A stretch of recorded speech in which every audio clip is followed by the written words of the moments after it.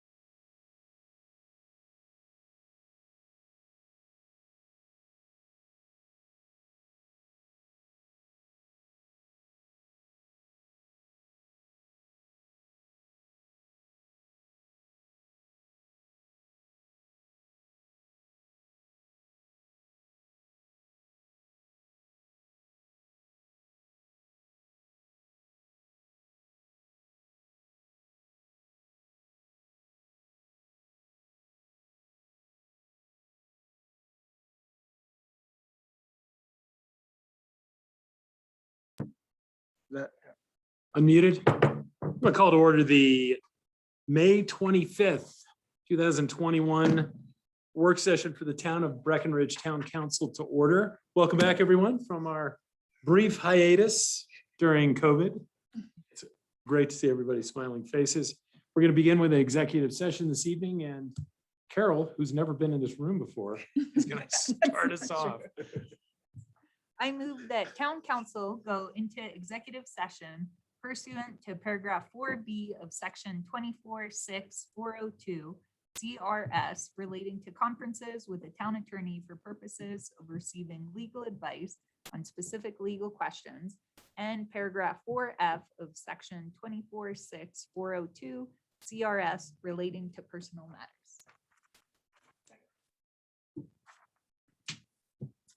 Motion has been made for the town council to go into an executive session pursuant to paragraph 4B, section 24-6-402 CRS, relating to conferences with the town attorney for purposes of receiving legal advice on specific legal questions. Paragraph 4F, section 24-6-402 CRS, relating to personnel matters.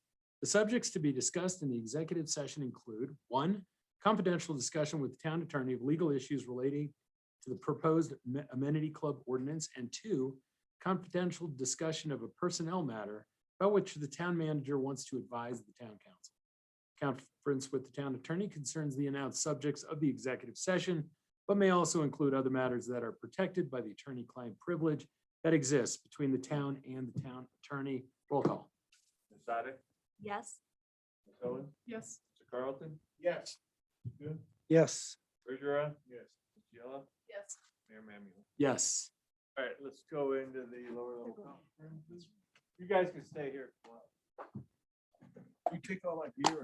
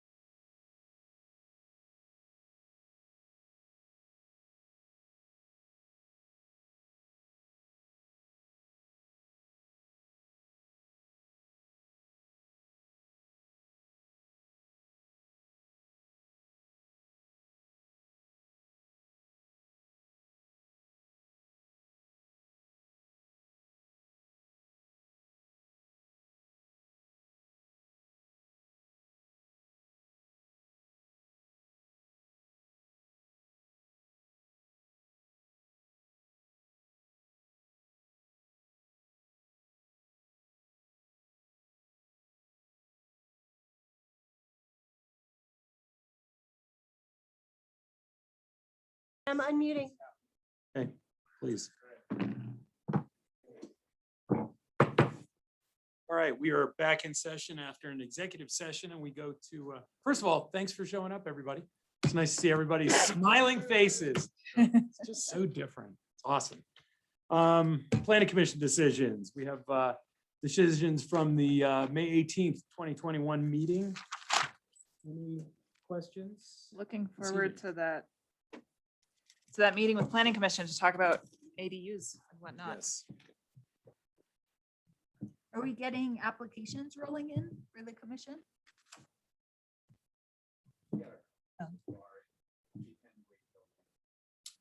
When is the end? The 7th. Any questions about any of the couple big houses in there? Again. Yeah. All right. It looks like we won't have a call up this evening, Mark, so. We have a legislative review. The first is the PSCO easement. This will be Council Bill number 11, the PSCO easement ordinance 51321 for second reading. Tim? This ordinance, if adopted, would authorize the town to grant an easement to public service company. It's a gas line easement over the part of the town's Annie Placer property, which is located on McCain Track. There are no changes to either the ordinance or to the easement itself from first reading. Thank you, Tim. Any questions? Where's that? All right. That will be on for second reading. Also second reading, we have the special events ordinance revisions. Shannon? Mayor and Council, this is the second reading of the SEPA application ordinance revisions. There were a memo that we've updated for second reading, and we're happy to answer any questions you might have. Questions for Shannon? All right. I do. I have one Oh. question. What's a spider box? It's like an electrical, I don't know where our public works folks are. but Oh, it's an that's what that was electrical referring to? thingy Yeah, I that know what they are, people- where they all come together. That's that. Thank you. yes. You trip over and I feel like this. All right, we have the Father Dyer Development Agreement for first reading. Oh, Chris. All right. It's great to see everyone. You look a year older. So we just have a first reading tonight for Father Dyer for their addition to expand their social services. And since the January 26th work session, we've realized that as an institutional use, they are exempt from requiring a density transfer. And therefore, policies 3 and 4, both absolute and relative, would not apply to them. So that's removed from their request. They've also changed the language to amend the covenant from requiring the space be available in perpetuity to be for as long as they own the property. That's something that as staff are recommending that we either have that amended to say in perpetuity or have a condition that says that density would need to be transferred in the event that it was no longer an institutional use. But other than that, really, it's pretty much the same. The plans have not changed at all in terms of the conceptual renderings. I'd be happy to answer any questions.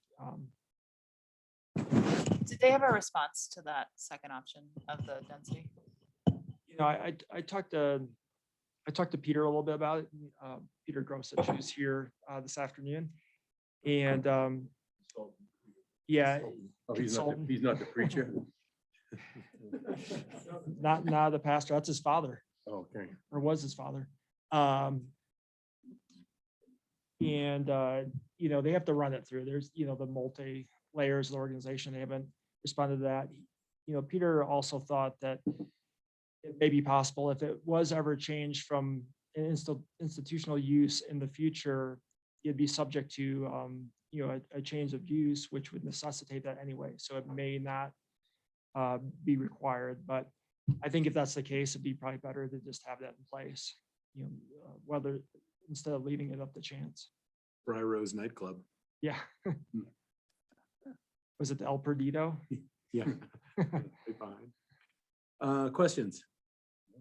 Chris, did they give any indication or when are they looking to build? Or is it 6 months, 2 years or?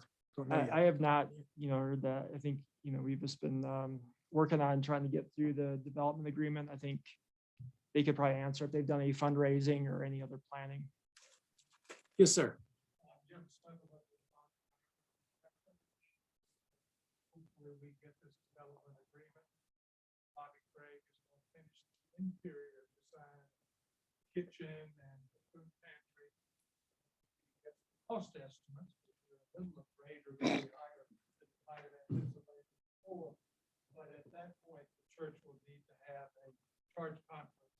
We call it to vote and approve the project going forward, at which point we will start our capital campaign. Hopefully, this first phase will take 3 or 4 months, and it will be. Thanks, Jim. Appreciate that. Any other questions? They just in the draft ordinance, does it say in perpetuity or is it, as it originally, how the? Just comparing, we've been trying to mirror very closely with the St. John's, which does have a clause to be in perpetuity. I think they had proposed some different language last time that stated, to be not in conflict with church norms or something to that effect. And I think that the council said that they didn't want to give them quite that much discretion. So this is what they came back with at this time. I think they wanted to be able to control what they could control was the intent behind this. I think as long as if there is a change of use, the town has some surety that density that they're getting because of they are in institutional use gets paid for by whoever the new owner is. Whatever way that is, either through a redevelopment or whatever, that gets taken care of. Everybody sort of agree with that? Yeah, I do. So however you want to configure that. We'll do that on the second reading. Yeah, I think we'll work through and make sure that works, Yeah. Works out, that we can reach an agreement on that. Is there any, I'm just trying to think if there's any drawback, like will there always be a path for that? Where, if they have the density,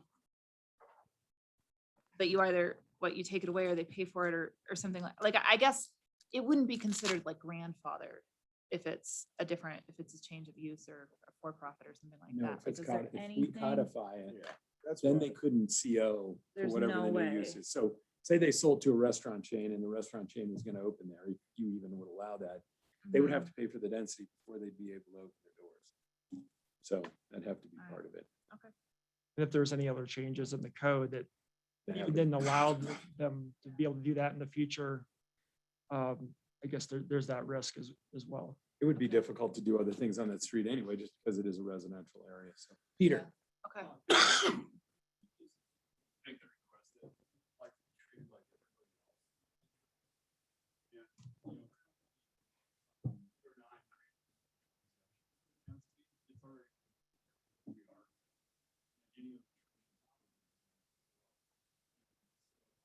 Our request is that put already present. There is a change. We decided to whatever the code says. Except for St. John's, right? No, but for St. John's, don't we have the perpetuity Yeah, language, we do. right? Mm-hmm. So that's my point, is I worry that we already did this for St. John's and that sort of, that the fairness of it. I don't think it hurts anything to say it twice. I mean, I hear what you're saying, Peter. The code requires it, but codes can change. So, we're giving a fair amount and waiving parking and all kinds of stuff here based on the current use. And so I think all we're looking for is protect the free density. Yeah. If there's a change of use. And, so I think it's important to say it twice to codify. Let's let the staff Okay. then work through that with the applicant and see where that goes. Everybody's okay with that? Yeah. Sounds good. Good. Thank you. Mayor, just keep in mind, while we generally don't take a lot of public comments during work session, people on Zoom cannot hear anybody commenting in the audience. because there's just no microphones there. So we just have to keep that in mind. Thank you. Have them come to the podium. We'll have to put a mic up there. Okay. We're gonna order it more. We'll do that, we'll do that next meeting. All right. Any other questions for Chris? Thank you. Thank you. All right, we'll have first reading of that this evening. We have the special events fee schedule resolution. Anna? You're on mic. Chair and a mic. All right, Mayor and Council. So we have a resolution for you today, which what we're doing is adding to the fees that we would normally charge for a SEPA application. So in the memo I provided, and I hope it wasn't confusing, the current fee schedule as it exists today, and then a summary of the additions to the things that we would like to add to the fee schedule.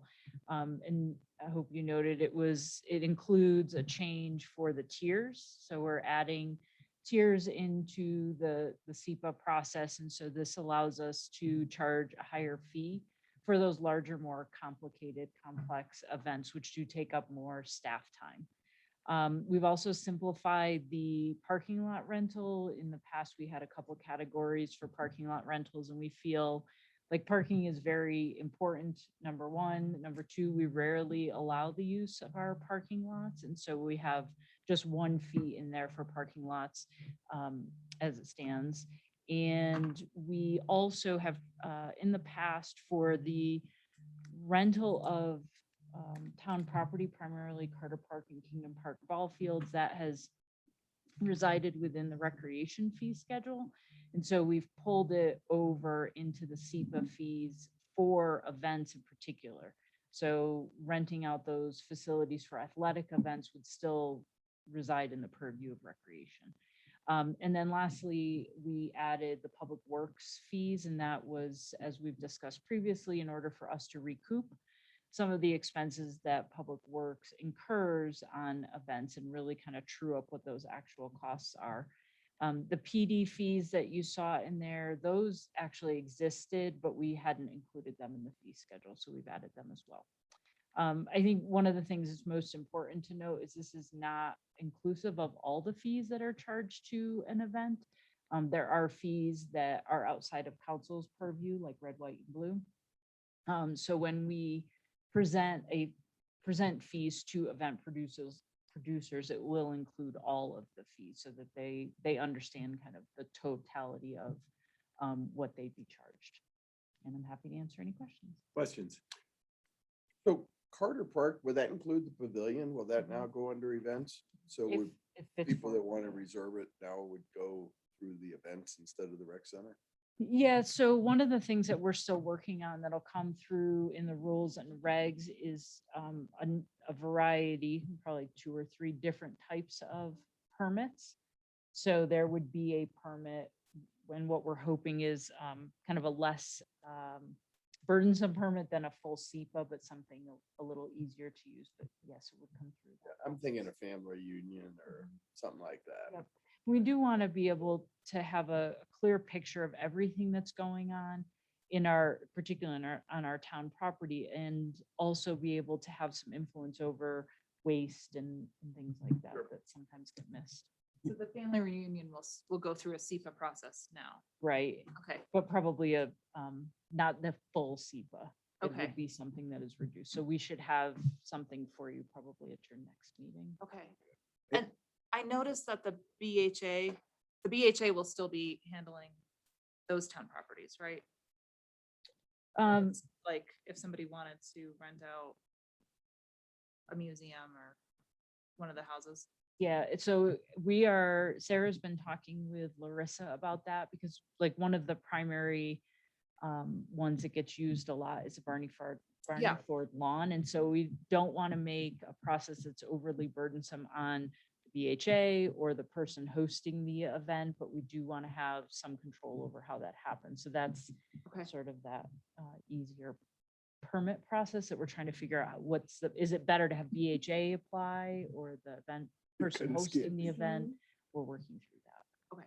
Hey, I know this is a fee emphasis, but in our events applications, are we up to speed on recycling, sustainability, zero waste and stuff, like requiring the applicants to. All over that in every application that comes through. Since the reason for this fee structure is to recoup costs, I was a little surprised that like the tier 3 event permit is only $450. It seems like that doesn't even begin. Do you feel like that's an appropriate amount? We felt like it was a good place to start since this is new to all of us and it'll take us a little bit of time to understand exactly what the implications are. This, the whole fee schedule for all town fees will come back to you in the budget process. And so we felt like we could start with this and then if we feel like it needs to be higher, we can bring it back to you in the fall when you review the full budget. Perfect. Okay, thanks. So the only fee that I thought was too low was a road closure fee. And I wonder if, and I've been thinking about this, Shannon, how to, because there are some roads, it's not a big deal, right? But if you want to close Main Street, a considerably bigger deal. So I don't know if we should have a road closure fee for the core as compared to outside the core, or if we just charge for parking on those streets that are in the core, since most of them already have parking. We work it like we do the parking lot. So the fact that the Wellington and Sawmill lots are more expensive than a street closure, I think is the only thing on this that I think is a bit askew. So maybe we're okay with this for now, since we're probably not going to be doing much of this. Then when we get to the budget cycle, we can talk about it at that point. Okay. Yeah, we'll take a hard look at that. Other questions? All right, thank you, Shannon. Great job in the whole events thing. This is coming out great, I think. Resolution to appoint special counsel. I'll take that. Town charter allows the council to appoint special legal counsel to assist the town attorney as needed. It's been customary practice in order to be wiser with Butler Snow to assist us as a bond attorney when we are engaging in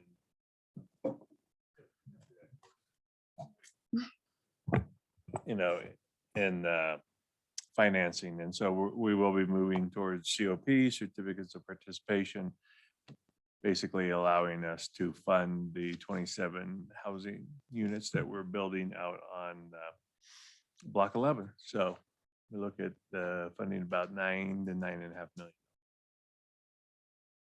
So this resolution of approval will allow me to engage their services or ratify anything I might have done already. Any questions? Full disclosure. All right, easy one. Resolution to adopt EV readiness in the Summit County plan. Mark? Good afternoon, Mayor and Council. Everybody. It's nice, isn't it? Yeah. Thank you. So back in 2018, the council, along with the other jurisdictions in the Summit County, adopted the Summit County Climate Action Plan. And one of the outshoots of that in terms of implementation was addressing transportation issues, and the transportation working group was established shortly after that and has been working for several years. And one of their tasks was to come up with this EV readiness plan that's attached in your information. I wanted to recognize Jess Huber from High Country Conservation Center, who's here today. Thanks for coming, Jess. Jess helped facilitate that group and really got us to a good place on developing this plan. You got an opportunity to see it a couple weeks ago. Jesse Burley showed it to you. And so we're bringing it, they're asking for formal adoption by reso by different jurisdictions in the county. And that's why it's here in front of you this evening. Questions? Are we at the 2021 goal? What's the goal? Or Yeah. isn't this on, was 2% in 2020, it's 12% EV market share? It's Appendix B. Is that, I assume those are goals? Is that correct? Growth, and it's growth analysis.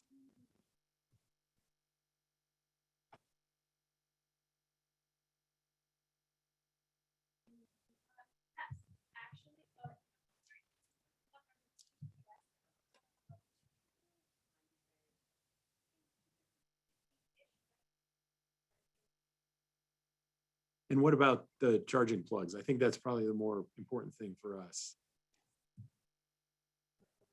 Okay, cool. All right. So I have a question about the charging plugs. They're not universal, right? Oh, Yes, we sure, yeah. do.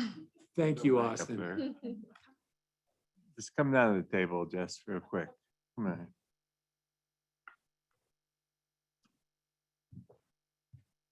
Are they universal? No. Tesla has its own proprietary charging plug. However, all Teslas come with an adapter that can be used on other plug types. So when we are installing charging infrastructure around the county, it's this other type that all vehicles can use that a Tesla, if they had their adapter with them, could plug into as well. But the Tesla supercharger in Silverthorne, only a Tesla can use that. Okay, so it's either Tesla or not Tesla. There isn't, between the other car manufacturers, there aren't nuances between their plugs. There are, but they all have adapters that come with them. We see every make out here in front Okay. of Town Hall and Okay. and the majority are Teslas. Okay, awesome. All All right, able to charge. great. For the non-Teslas, there's two different plug types that they're Okay, perfect functionality. There's no issues there. okay, perfect. That's great. And Thank you. Of all the EV stations we have, which are the quick charge and which are the full charge? I'm not getting the terminology right, Full charge. but yeah. Quick charge. Yeah, go Okay. for it. You know it better than I do. So yeah, so there's level 1, level 2, level 3. Okay. Level 3 is also called DC fast charging. That's the 70% charge in 30 minutes. There are DC fast charging stations. Again, it's the Tesla supercharger or the stations at Walmart, which were installed by Electrify America, which is the subsidiary of Volkswagen. They had to install them to make up for their diesel emission scandal. Ah, Yes. that's nice. So kind of, I don't know, silver linings. The ones that you all have around town are level 2. That takes, depending on the battery capacity, about 6 to 8 hours for a charge. That's what we would encourage people to install at home as well. However, you can, level 1 is called a trickle charge. That's where you would just have a regular 110 plug and you would connect that to your charging plug, and that would take a very, very long time to charge your car. Do we have any of those in town? Those are home use No. pretty much. Yeah. There used to be EV owners at BGB who would do that before we had or when I worked there, before the charging stations were installed. Do not And are the recommend. rates different for each level? No, I mean, you pay for the electricity, and the electricity, it just depends on what rate that you have. For public charging stations, like the one that you have out here or the ones across town, you can charge different rates. So you can recoup your electricity cost. You could add, other fees associated with it if you wanted some sort of other charge with it. So that's kind of up to the purview of whoever owns the station itself. There are new EV rates coming out from Excel Energy. They just launched this huge transportation electrification plan with tons of new EV programs that will be slowly rolling out this year. With their new EV charging rate plan, overnight charging will be the equivalent of paying $1 a gallon if you had a gas-powered car. Yeah. You have a sense of the use of all these being used like at Walmart? I mean, a lot of Tesla drivers are going to Walmart. I know that the supercharger in Silverthorne is very highly used. And in Yeah. fact, Tesla has approached, I forget where, but they're thinking about by the come and go north of town, they want to build another supercharger. I don't know about the Walmart. I know that Jessie tracks the usage around town very excitedly, and she will show me her monthly numbers and tell me how many individual users there are. And so the ones around town are also very highly increasing. used. Yes. Good. Do we know what we're gonna put in the parking structure? We know what we're putting there. Height, is it gonna be a? It'll be 2. Twos? It'll be 2s. What we don't do Because is- You don't want we're- people to leave. I mean, philosophically, we're not going to charge to park and to It's- charge, I don't believe. So, but like in front of town hall, it's a minimal electrical charge, but if they go over 4 hours, it goes to $20 because we don't want it being a skier parking. Ooh, good thinking. And most people aren't empty when they go, so they just need to Mm-hmm. top off. Yeah. So usually a 3-4 hour charge works. Cool. We want people to Yeah. stay in the garage, so Yeah. use level 1. And Excel really has a nice incentive plan for buying EVs now. Yes, yes. The- Excel Energy. They have rebates for charging infrastructure for businesses and homeowners. They have rebates for certain types of electric cars.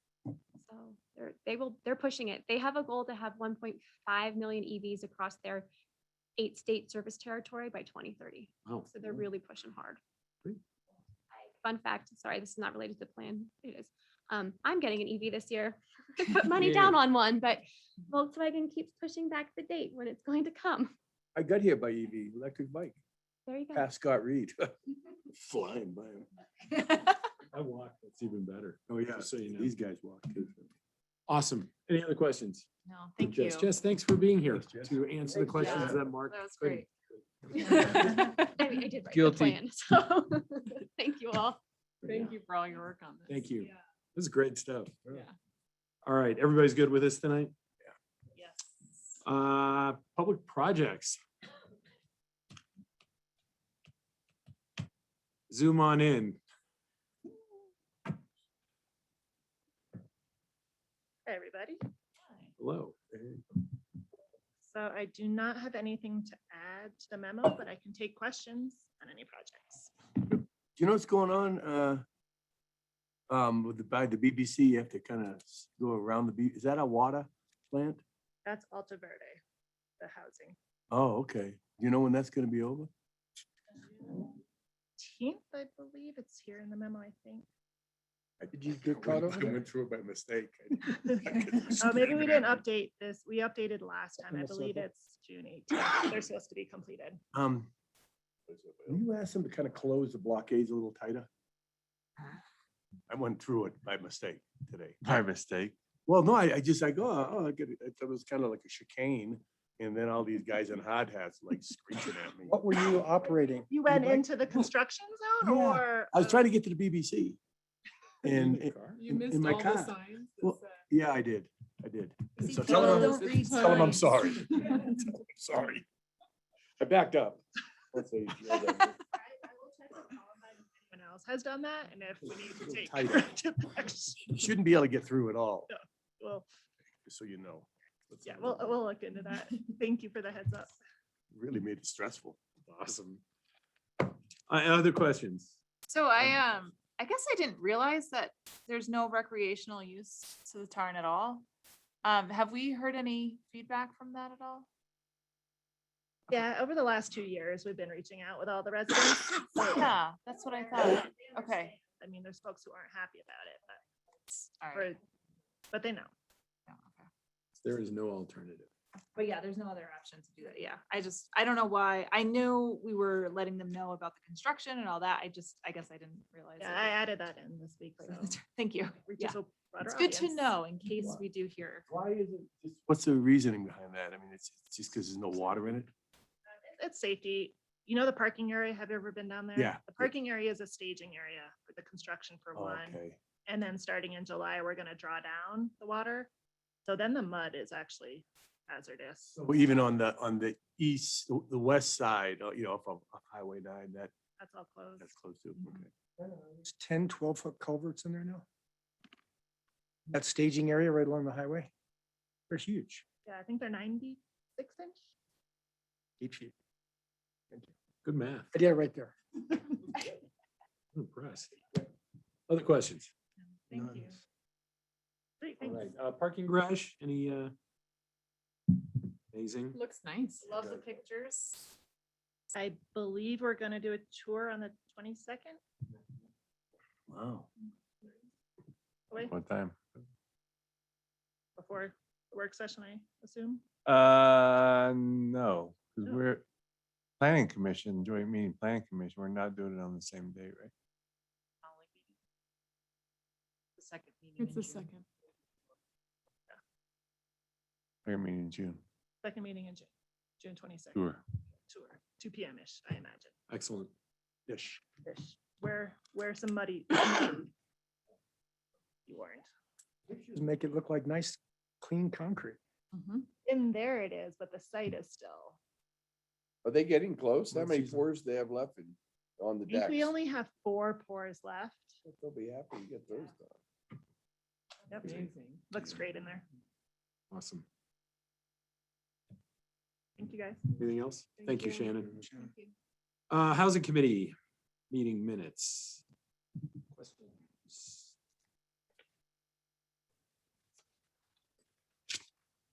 Hello, Hi, Hi. wonderful to see you all. likewise. Crazy. Well, I don't have any additional updates, other than that, an invite will be going out to you guys soon for the Alta Verde ground break. Yay. On July 13th at 11 a.m. So once I get the invite for that, I'll make sure that that's sent out to you, but save the date. It'll be an exciting day. So if you guys had any questions, I can answer those now. Rick kind of updated you on the Codo Flats COP situation, and not much else to update you guys on today.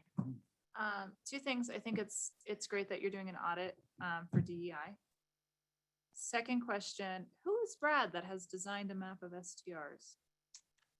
Oh, Brad Larochelle. the RGIS. That Yeah. is Town GIS person, yeah. right. He has, I think that was maybe shared with you guys, but he had done an interesting map that he shared with us that showed the location of short-term rentals, and so kind of working with him just to kind of use that in coordination with our long-term rental kind of goals that we're trying to do and what kind of programs we could do. I actually had me and Lori had a really good conversation with Landing Locals. We were going to chat with you guys at the committee, but it's kind of like a long-term rental conversion program.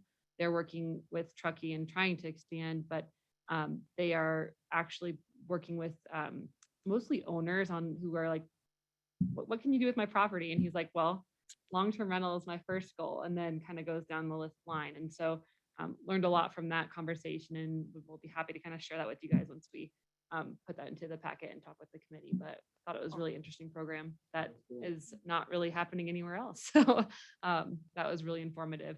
A lot of the same struggles we're having for sure. Where are they from? They're in Truckee and kind of just in the Tahoe region. So, I mean, they have other challenges being that like half of the area is Nevada and half is California, and like half is basically like banned short-term rentals and like taking away licenses, and the other half hasn't. So it's like very more complicated, but I think they're just trying to figure out how they could even expand their market into Colorado, because they kind of got started.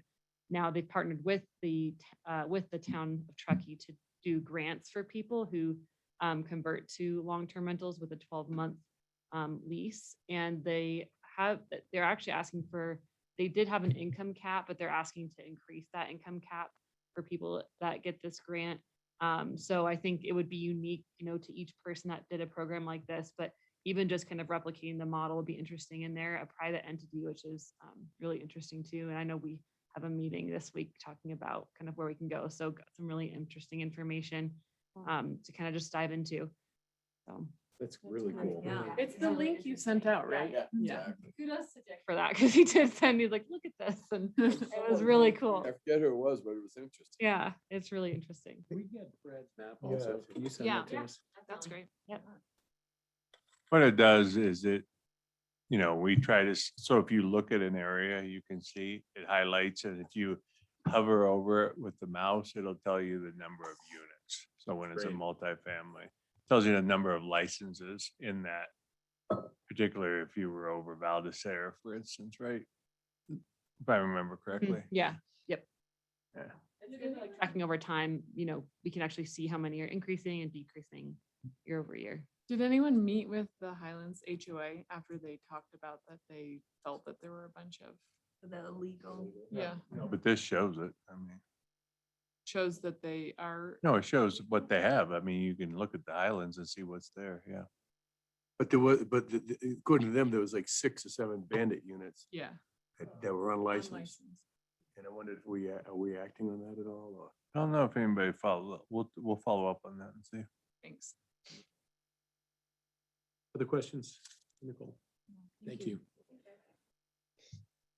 While we're talking housing though, I sent you all a draft of a potential declaration of a housing emergency that Frisco had put together, and they're trying to look to see if there's a level of interest in all the towns doing it. I've suggested that, if there's interest, why don't we do one countywide declaration of a housing emergency? And, the county, the BOCC would adopt it on behalf of the county and the towns of blah, blah, blah, X, Y, Z in there instead of some do it, some don't. So thoughts? It seems like a good suggestion. There's more power in numbers. So There's one community that I don't think will sign on. Well, if it's the county, just the county needs to. Yeah, but you would want them to call out the communities, I think, to give it, the authority of everybody, so. I think if we think one isn't gonna join us, then we maybe all individually is more powerful, but maybe try to do it all together.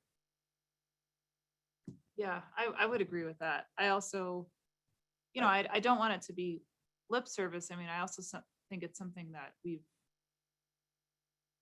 thought and acted on, and we've been acting on. I don't know if I quite understand, like, what is the tipping point to an emergency? I mean, I believe that we're in an emergency. I believe we've been in an emergency and acting that way. I think the question for our community too is, well, if we declare, then what? Like, what is the action that we're going to do? And I know, Rick, you had brought that up before. Well, but- honestly, that's my struggle with it a Yeah. little bit. It's not something I would have brought to you thinking we should do, because I think when you have an emergency, it calls for emergency action, right? These are things that we're gonna put in place immediately to address this emergency. And I think that with housing, there's very few immediate things we can do. I think we're working as hard as anybody can and we're making strides, but I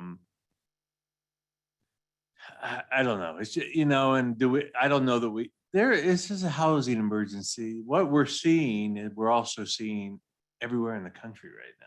If you've been watching things, whether it's Boise, Idaho with a 32% increase of, the appreciation of the value of a home, and a local can't buy a home because they're competing against California people coming in. And so I don't know, I have mixed feelings about it, and even Frisco right now, you can tell there's some dissent there because people think some of their counselors thinks it takes away from other emergencies.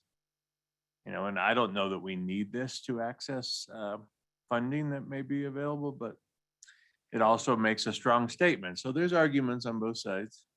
And if there is, then If there's funding available, Absolutely. then it's definitely something to do. We spoke with the Nagoose about this. We just had a meeting with him. And I suggested actually a couple meetings ago that we have a summit. He did a wildfire summit, suggested we do a housing summit with all the mayors from the second district and, managers and other people. So he was intrigued by that, and a lot of mayors that heard that are interested. We all have different challenges. And then Hunter brought up the emergency declaration. He was intrigued. He's really interested in figuring some stuff out, and potentially maybe there's some money from the federal government for housing programs that are not LIHTC based, which would be great. So is anybody interested in proceeding with an emergency declaration at this point? As the town of Breckenridge? As the town of Breck.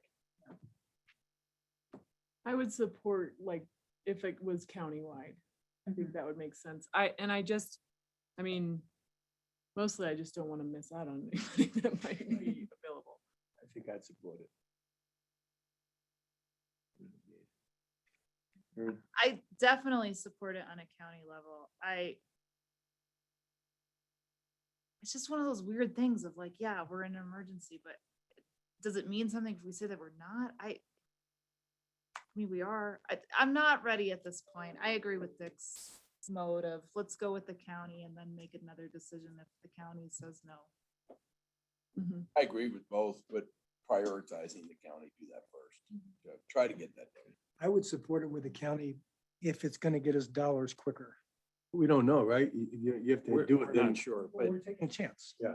But honestly, if there is some avenue to funds for housing, I say we don't even worry about the county. We just do it ourselves, Yeah. at that point. Yeah. And then it doesn't matter. So if we do find that there is some real strong reason for us that'll help us get Yeah. to our goal line, then I say we do it. So we can wait and see. All righty. Committee reports. There was nothing. None. So, and we have Department of Finance, Leslie.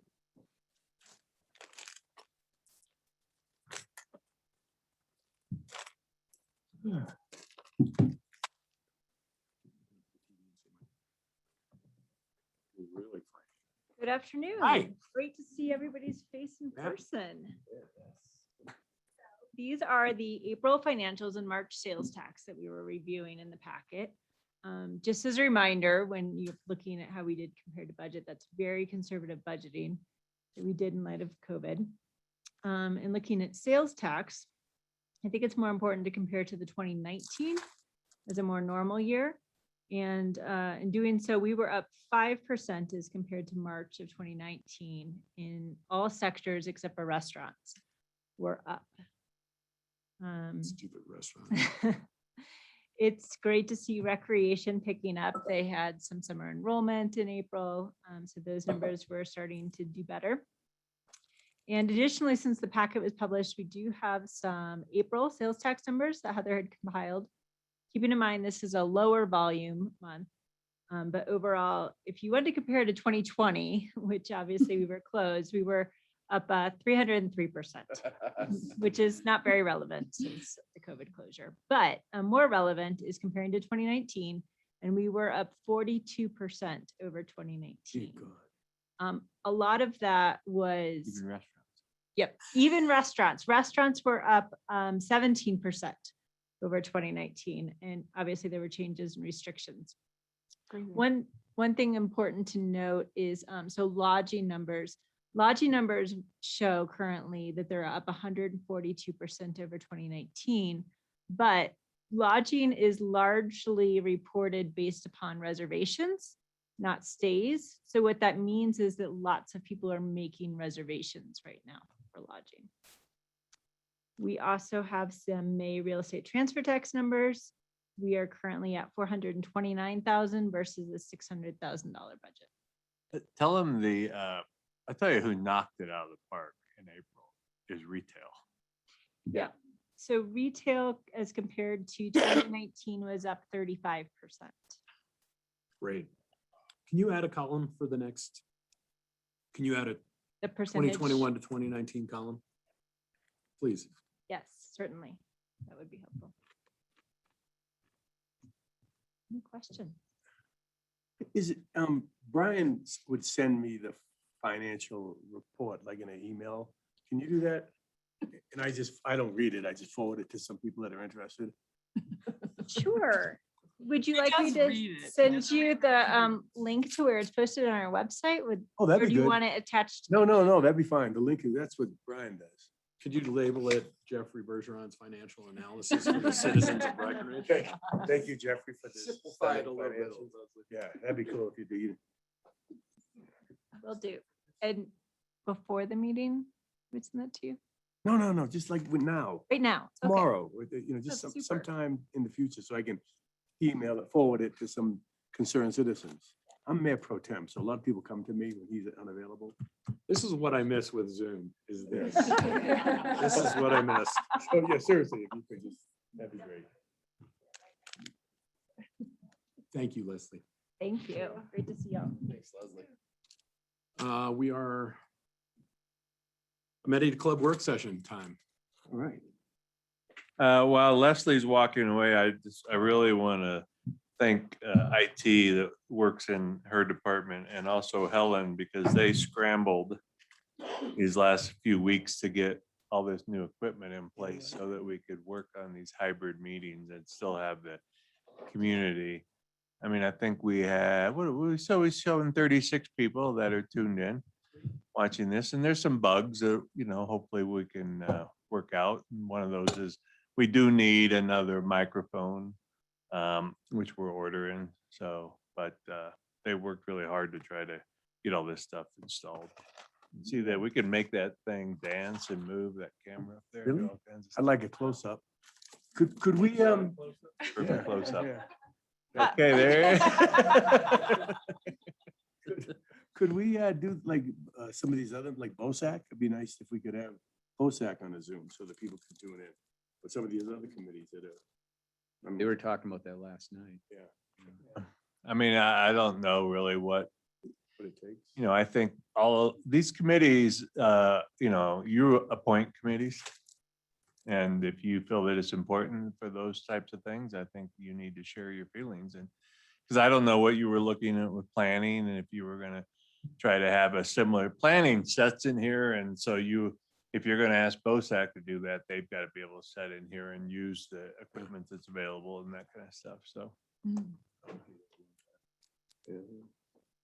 It is nice having that extra engagement, though. I would have tuned in last night if I. Yeah. Social equity. All right.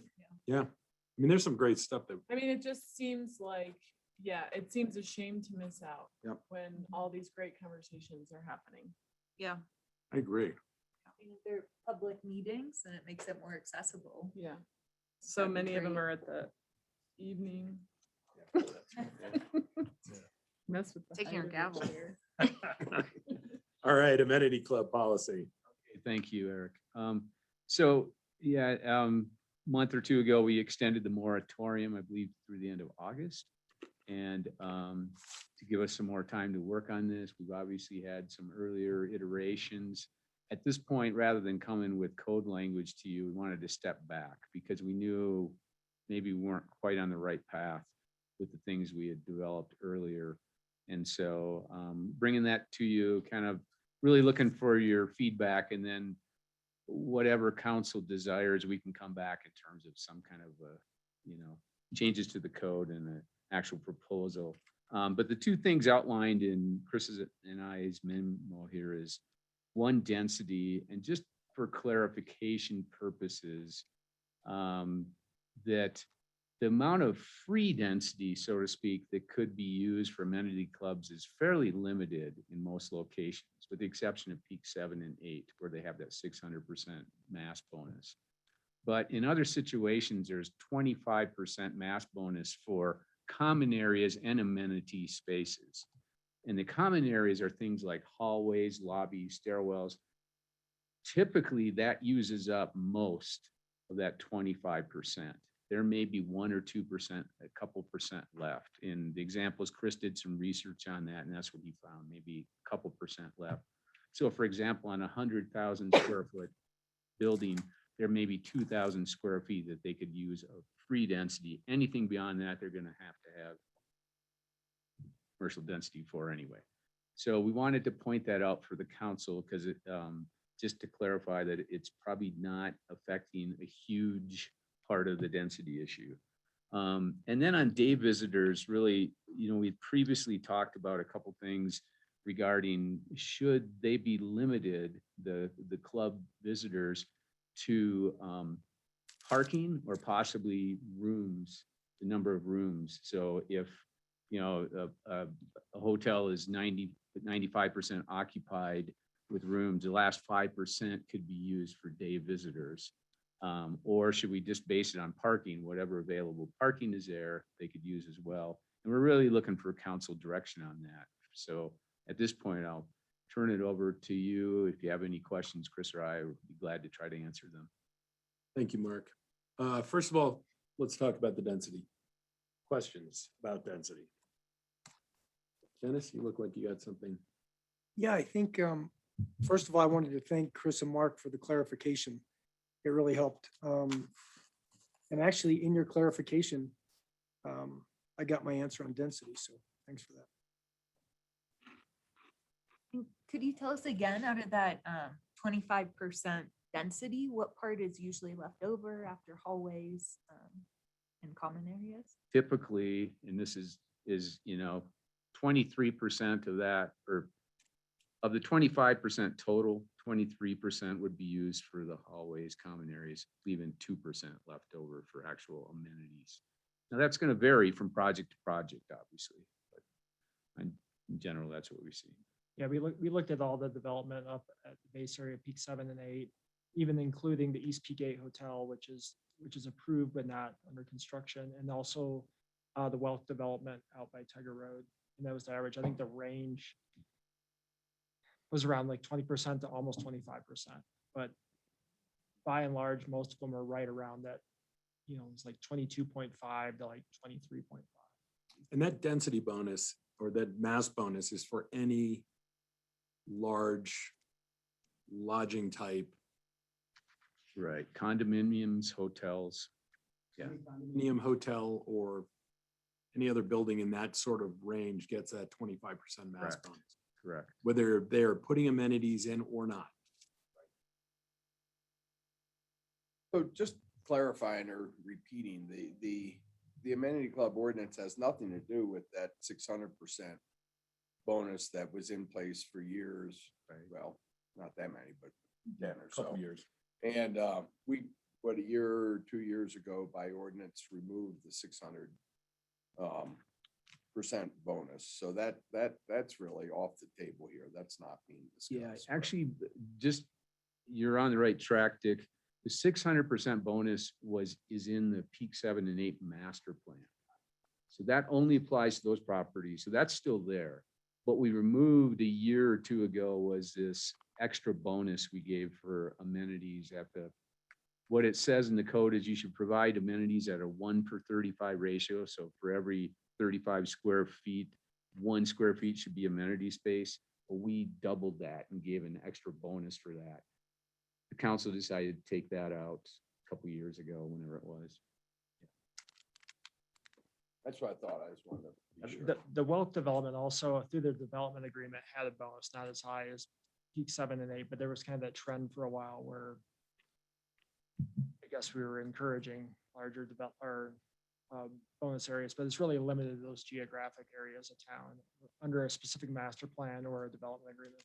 Yeah, and that was, remember, before this club concept was ever really anticipated. It was really just about, it's good to provide amenities for your guests. And that was kind of the rationale for having those bonuses in the first place. Everybody understand the density piece? Jeffrey? No. I don't. What is it? 25% is a gimme. That's it's like, Right. if you do something like that, you get a 25%. After that, if they want to say do a pool or a spa, then they use commercial density. Correct. And is that what we're thinking about going forward?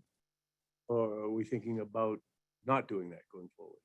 We're thinking that's about already not in doing it. place. Not doing It's already in anything. place and Just leave it I as mean, that's is. just one of the so the options are you would either figure out a way to create a system where you had to pay density for any amenity Right. space, or we just leave it as the code is right now. Yeah. Okay. And, No, and leave it as is. I understand. Do you understand?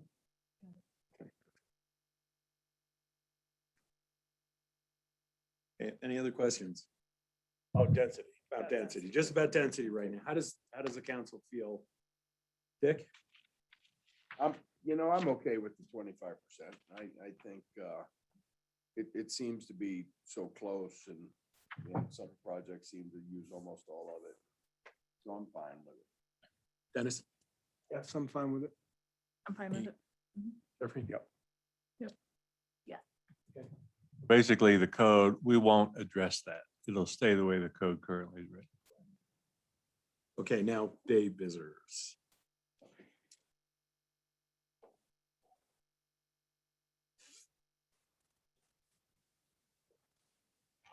Questions on day visitor use, which really, I think if you remember that this whole topic started really with the Peak 8 Hotel, whatever it's called, the one that Ricardo Lionheart is building. And we had some real pushback from the community up there about traffic impacts on Ski Hill Road. They were proposing a fairly substantial amenity club at the time. And we told them no, I guess, in the end. And that's sort of the genesis of this amenity club discussion that we're having now, was that was that hotel. And we realized at the time we needed to get our hands around it. Because around the same time, we found out the Gravity House had done the same thing. And I think the council feels that the danger of amenity clubs is not each one individually, but if a lot of properties start to trend towards this, it's a way for, it is a way for some of these properties to make a lot of money without really adding a whole lot. You could add lockers and tell people that you could sell memberships, and I think there's danger there in an already overstressed infrastructure that we have. There is a danger of having a bunch of these uses. This then went into the discussion about the way a timeshare uses theirs in a similar yet different amenity type situation where any owner can use the facility at any time, and that could theoretically, along with these other properties, become a lot of use. So that's why we're talking about it today. Anything else to fill in on that, Mark? Does that sound about right? Eric, I may add. Yeah. You know, I think the way we contemplate the impacts in capacity issues in the upper blue is around SFEs. And, you know, I think, you know, our awareness has been heightened since the hotel, as you brought up. And you know, we looked at amenity clubs that could be added to existing condominium complexes, to existing hotels, existing or future hotels, to fractional ownership, to any of these projects. And we're kind of looking at it, go, well, we sized impacts and we mitigated impacts based on SFEs. Now, all of a sudden, we're adding more to an SFE.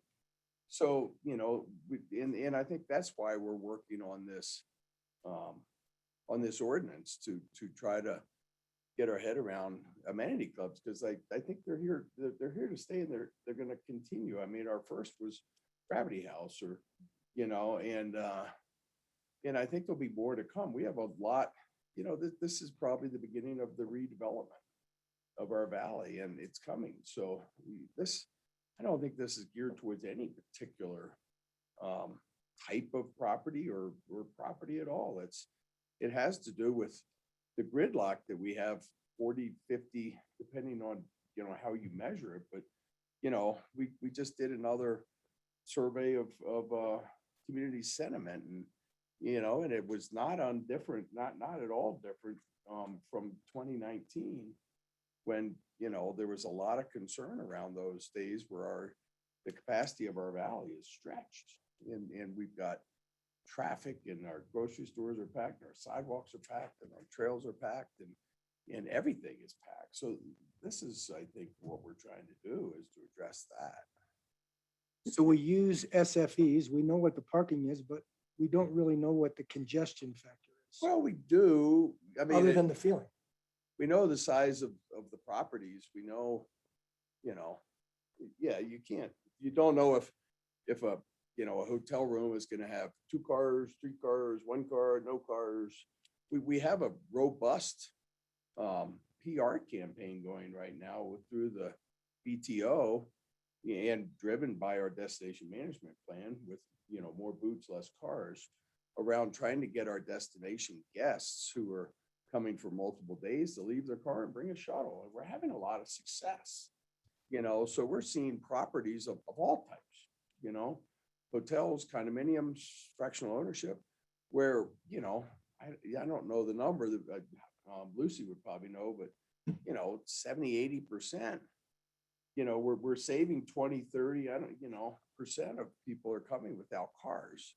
So we're seeing success there, and we're really working hard on that, because that really helps our congestion in our traffic. I think I foresee it as a attempting and maybe necessary direction that because there's a finite amount of lodging in town, and if a lodging company can't expand because of space, you know, a hotel, the easier way to increase revenue is to create a amenity club with very little investment.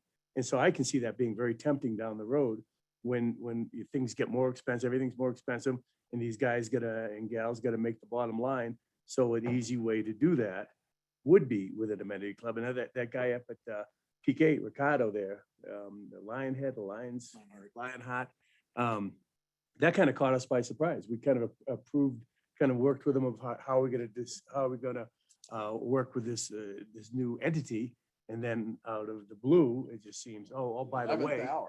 by the way, Oh, we're gonna yeah. do this. And I mean, it makes total sense for a business to want to do it because they can make more dough without any very little expense, but it will impact the town. So, yeah, I think this is a necessary move in that direction. So, and I would say, I have no problem backfilling to 100%, every night as far as what the vacants. I think it's a lot easier to quantify rooms than it is parking. So I would look at the room nights, and that would entitle every entity to have 100% occupancy, 100% time of the year, but not 120%.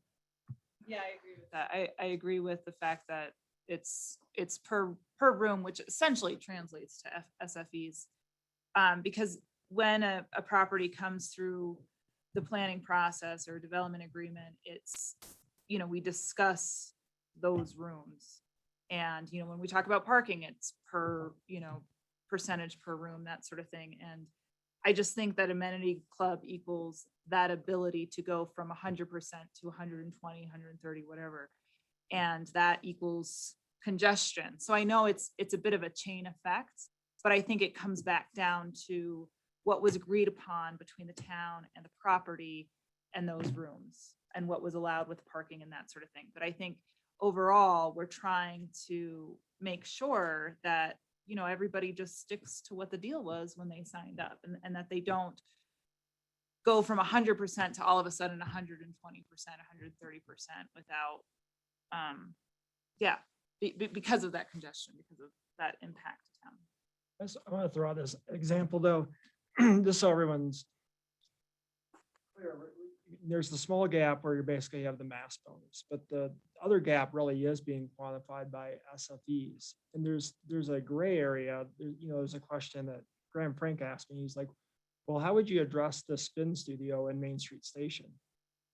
If that were going in under a new amenity club ordinance. And Well, that's it's something there, it's commercial, but also if you're going above your mass bonus, you're having to use commercial density. So, if you're going above the 2,000, let's say you're going to 10,000 square feet of that 8,000 that you are using SFEs for, it gets kind of confusing because like if you did say it's a mixed use and someone went in and programmed a commercial, we'll use the example, the spin studio in Main Street Station, that may now fall under the amenity club ordinance possibly because it's, Oh, sorry, go ahead. because it's kind of the same thing. If you're having to use commercial density for going over to have a larger amenity space, you are accounting for SFEs there. That isn't free like it is up at Peak 7 and Peak 8 like we were concerned about. Right, so the density is paid for in that space, just like it would be in any other thing that went, the difference is a large development gets mass bonus that they get to use for those kind of thing, where a private business, say a spin studio anywhere, would have to pay for the density. The other thing is there's nobody driving from Denver to use that spin studio and then go home. That's the big difference about the day visitor.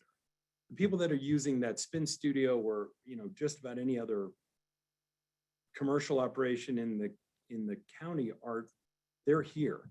They're not driving in from somewhere else to utilize that facility for that day. That's a big difference to me as far as how that is used by the public. Yeah, I think it's just that there's a line, like I think for the spin studio, we can see it, but as you go more towards like, say there's more of a health or kind of spot kind of morphs into what is commonly associated with amenities in there. And if we're using commercial density, I think their question is, if we were to do anything else using that same amount of commercial density, we would have to park it and it'd have to be an acceptable use if it's commercial. how come there's an additional layer? That's the question I guess I get. It gets put back on us when we have those discussions. If we were saying everything, if weren't giving, saying everything, it's amenity has to count as commercial density, I think that'd be their question. They could choose to go a larger amenity area, which includes overnight guests and members of the public. Or they could choose to do retail or something else that also uses commercial density. I think that's the feedback that we've heard. And there is a gap between that small amount that you said that you're comfortable with that bonus and knowing how large most of the amenity areas, if they're going up to 10,000 square feet, that would essentially be 8 SFEs, let's just call it, of additional density. So I Go ahead, don't Barry. really understand. So what you're saying Yeah. is that they're saying, why don't we get that for free? No, Or they're not asking, why don't we- they're saying, why are we being restricted and They're who can calling- come if we're using here's our. I will tell, let me just tell you something that we talked about ad nauseum with a lot of these things early on. And that was not allowing businesses that went into some of these things to be able to advertise because we didn't want them sabotaging Main Street. And I know that's fallen by the wayside, but that was originally the philosophy of the town council was, if you put a massage studio, and this was, I can't even remember which projects we talked about at the time, but if you put a massage studio in, at the time, we said, you're not allowed to advertise to the general public because that is for the use of your guests and your guests alone.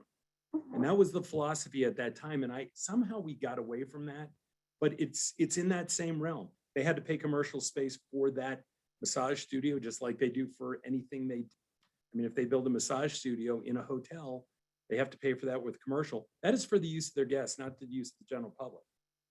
I think there's a really hard line there between use by the people that are using your facility and use by the public. And an amenity club is almost becomes this additional use by the public, whether they are owners or not. At some point, it is a larger impact, and that's where the discussion really comes. Yeah, and I'm sorry if I got sidetracked. I No, was no, just it's trying- good to like, hear I think- those I things, think- though, yeah. I think it was Dennis's comment about SFEs or the attachment. It was just I guess I should have simply said there is a certain amount of SFEs that would have to cover that gap if they go above, Yeah, what's if that's left something they over that. felt was important, I guess they have to weigh grand entry versus a grand entry statement versus a, big pool statement. But you're not gonna see other amenities getting built outside of, nobody's gonna come in to build a rec center. So. But if they do, I thought we talked about having something separate for them so that it wouldn't be part of this. Yeah. Right. Yeah. Yeah, I think the Gravity House kind of is that.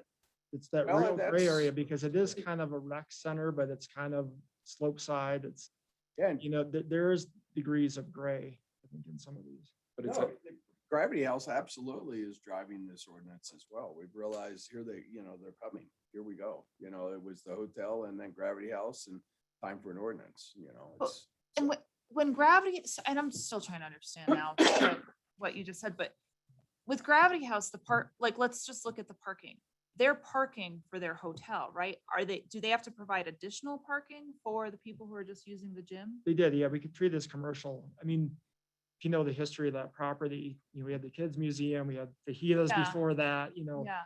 they basically have taken all that commercial space and redivided it up into their food and beverage and their essentially amenity club. And so we counted it and said that they have the same amount of commercial square footage there. It's just divvied up in a different way. And they had to maintain that commercial racial parking in addition to their rooms that were there. And for me, Chris, the difference is clear. It's an amenity club, you have to have membership. You might get it through a purchase of a fractional ownership. You might get it through a membership fee. You might get it however, but you have to have a membership. It's not the amenity club, not anyone off Main Street can come use it. The spin studio at Main Street Station or any other commercial at Main Street Station for that matter, anybody off Main Street can come use it. It's just commercial space. It's just, and for me, there's a really distinct difference here. Although, See it as going back to just the high level discussion about this, it is a shift in philosophy. Now we're just starting, especially as we're getting closer to build out into redevelopment, getting into the operations within the planning code, I think is really important and mitigating these added impacts from these day use visits. Does that help, Chris? Or is it more confusing? So I didn't want to like sidetrack. I just wanted to like. It's good to have those explain- sidetracks though, because Yeah. it's important to hear those other comments and, Yeah. you know, and this is a complicated issue. There's no doubt. I mean, we're relying on you guys to, you know, come up with something brand new here. So this is not, I want to make sure we talk everything out before you spend a lot of time and then come back and say, oh, this didn't really work. So you get a sense of where the council Yeah, I mean. is on this right now? Yeah, I mean, I think it's obvious we have concern about the intensity of the use and driving, you know, additional people, particularly at already congested periods. Yeah. Almost more so than the SFE. It's more the kind of area congestion around Exactly, these. exactly. And I guess what I heard, you know, Jeffrey was kind of leading with is when places are 100% occupied, they just may not be able to have any day visitors those days, because that's the 120 to 130% that just, you know, increases our congestion on an already congested day. Now, obviously, you know, some people that want to do amenity clubs are going to say, you're not going to allow us to have any on our busiest day. But at the same point, to your fact, to what you said, you know, it's just going to increase the congestion. On the days that it's not so highly occupied, there's going to be availability in those areas. If we base it on parking, the issue is they could find strategies to reduce the amount of parking spaces that are used and still have availability, but that tends So to that just goes increase right in against, congestion. right against what our, you know, the Reduce, vision- yeah. Exactly. Yeah. The vision of the town is. So So we already are doing that, Mark. The BTO, we have charged the BTO and they're spending significant money trying to develop strategies to get less cars in all of our parking all over town by encouraging people to bring shuttles. And our code does as well by incenting, you know, giving positive points to lodging properties that commit to having a shuttle. So this is already happening. This isn't new.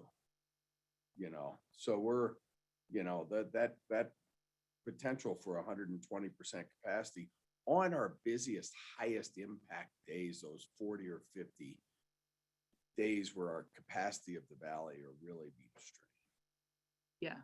Yeah. We've had plenty of parking analyses by virtually everybody that's built a property in this town, how we're asking them to park more people than they think we should. So, you know, in some cases, we believe that and gone to that 0.85. I don't know what we did at the Marriott, but the Marriott is, at this point, is tragically underparked. For us to go against what they think they could do by having their guests come up in different means like shuttle or bus or whatever, and then to allow them to then invite other people up in cars, I think, I mean, like Kelly said, it really just goes against the direction that we're trying to go with getting people up here in a different way than just in their car. So I think it's better to hang this thing on rooms rather than parking. And parking changes, like Tim has said, parking changes throughout the day too. I mean, how do you affect that? Well, rooms, you know what your room night's gonna be. Or Chris, while we have you here, are you seeing any interest or anybody inquiring about a standalone amenity club? Or say a hotel that is already in town doesn't have the space, so they go rent space from somebody else, say from Main Street Station, to put in their own amenity for their guests. Yeah, I mean, there's been, not to that level, but I think going back to the spin studio, I think the question was when they were kind of, when we've had discussions, is then what if we had everything, all amenities were just considered for pay where anyone else. It's just a commercial like recreation business. We're not providing anything for free. We're charging guests, overnight guests the same as, or it might be a different rate, but like how you have different tiers at the rec center. And then it's just commercial recreation. Like, would that be an amenity club? These are the types of questions we're getting. If we're using commercial density, can we do that? If the people that are gonna use that amenity are already in town. Because the vast majority of commercial businesses, whether they are spin studios or restaurants, are utilized by the people that are already here. They are not in themselves destination commercial activities. An amenity club is by nature drawing people from outside of the community because it gives them the opportunity to come from the Front Range, have their skis or whatever the whole thing consists of, shower, etc., and then go home. It's a different model. I don't know if you can codify that. That's where, I understand. I mean, that seems to be a logical argument about it, except it's drawing from different people. People aren't driving up from Denver just to eat at Mikasa. Or my place. I mean, that's just not the thing, but for an amenity club, that definitely happens. That's what they're coming from. Most of these places probably wouldn't even sell an amenity club membership to somebody that lived in the community. Yeah, I think they're looking at it from two tier. There's obviously the ski connection, but I think there's also probably the aquatics is the other thing. They probably think that there would be a business of people would want to pay to go use a pool. Yeah, but BGV made it so that you definitely can't do that. So there are I'm sure that, I think this just applies to what Dick said, is like, if you can come in off the streets and participate and you don't have to have a membership to do that, then it's a public amenity that is a true commercial enterprise. Whereas if you have to have a membership, then it's really used differently and it is driving congestion and visitation. Yeah, I think we have enough in terms of room. I'm just saying how, in terms of how we're thinking about when we're trying to craft an ordinance of all the things that have been thrown at us and Yeah. in full transparency. No, that's great conversation though. It brings up all the stuff we need to talk about. And is this with concern of adding of our ordinance adding commercial, or is it concern from how things are right now? Like, are they saying, I'm sorry, I guess I'm not following the concern. Is it like how they're comparing it to a gym? Is it because a gym, we would charge completely commercial, but yet with this ordinance, they're afraid that if we charge commercial, why can't they charge it like a gym? And we're also adding the restriction of the day use, because I think what they're saying is the 25% mass bonus That will they not get. really cover what they want to do for amenities. So Okay. they're gonna have to pay for a certain amount of their space via commercial SFEs. on top of the limit. Yeah, top of so limiting- say. Because I guess say they get- I'd like to say, like, if we can limit it to 100% capacity, that's enough for me. Like, That's what they're saying, is they're saying it's not fair for you to limit it to 100% capacity of the rooms because we're using commercial space. We're using and they commercial paid density. 100% commercial for it. Well, Well, part of it. because I mean, that's- yeah. A little bit less than 100%. Like they might get 2 or 3 free percentage. I also feel like they've gone through planning as using a certain amount too. Anyway, yeah, okay, I think we I see. get the drift of where the council is leaning on this, and we can certainly work with Tim on bringing something back in front of you that's honestly, hopefully a fair amount simplified from some of the things you've seen before. So Well, we want it simplified and clarified. It needs to be Yeah. really clear. We need to have a lot of definitions. Capacity needs to be defined. All of the different type properties where these could go in need to be defined. I think, obviously membership needs to be defined. All of these things we need to have clearly defined. Because if not, there'll be the end around. I just think it needs to be clear. So it's, Yeah, easy so it doesn't beg so and many and questions. clear. Because, we can have 1,000 what if scenarios, like we just talked about and talk in circles, so we just make it super clear. Good? Gives you enough? Excellent. Thanks, guys. Thanks for the hard work. Okay, thank I- you. Yeah. We do So appreciate clear. it. Yeah, it's taken We us a do while to appreciate get our brains wrapped around the differences and It for the sure. has. impacts, so. Thank you. Thanks for the discussion. Take a minute. Chris? Yeah, we're gonna take 5 and then go to the tourism office resident sentiment survey.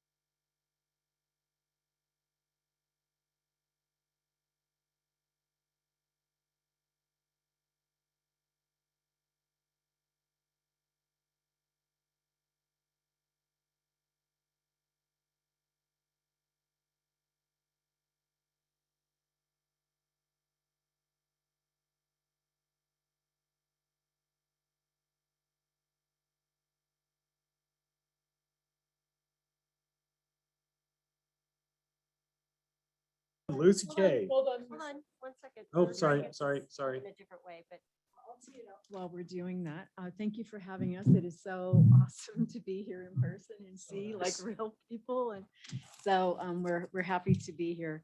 The expectation survey, just a quick background. When we did 17, we looked back on winter. When we did 2019, we looked back on the prior summer. This time, we framed the question so that it was more forward-looking and asking people about what did they want, kind of post-COVID. So that was the overall intent of this work. And we did a number of iterations internally in the BTO, and then we took it to a community advisory group. And I want to thank Carol and Dick for being on that group. They did the final review and revisions with us on that. And I don't want to steal too much thunder, but I have to say, just to put this in context, we have, as of last week, this data is cut at over 1,400 responses. The state, when they did their version of this a couple years ago, had 400. So this data, I say that, so this data is more than solid. So 1,400 on our population here is really good. And tons of comments, very engaged community, very well thought out comments. And with that, I'd like to introduce Jake Jorgensen, who is a senior associate with RRC, who's going to take us through the presentation. Welcome. Thanks for having me. Appreciate being back in person as well. So thanks, Lucy, for introducing this. And I think, like Lucy said, this has kind of been an iteration over a number of years of looking at different various topics around tourism in the community and quality of life. And this version definitely looks more forward-looking. We can go to the next slide. 16-17 research really focused more on perceptions of crowding, perceptions of the downtown corridor, strengths and weaknesses of downtown and the town in general. On the 2019 research, we really built on that and tried to benchmark so we could see, are things improving, where are gaps that we need to really cover. We used a lot of similar survey questions and really an identical approach that we could benchmark. And then the 2021 research, we've used more varied questions. We replaced a lot of questions looking at more forward-looking, seeing how people, what they want to see in the future, and also still trying to keep some of those questions that we want to benchmark with so we can see were there changes that were coming out of COVID in 2020 that were noticeable and something that we should look at and act on. But it is definitely more forward-looking than the last two.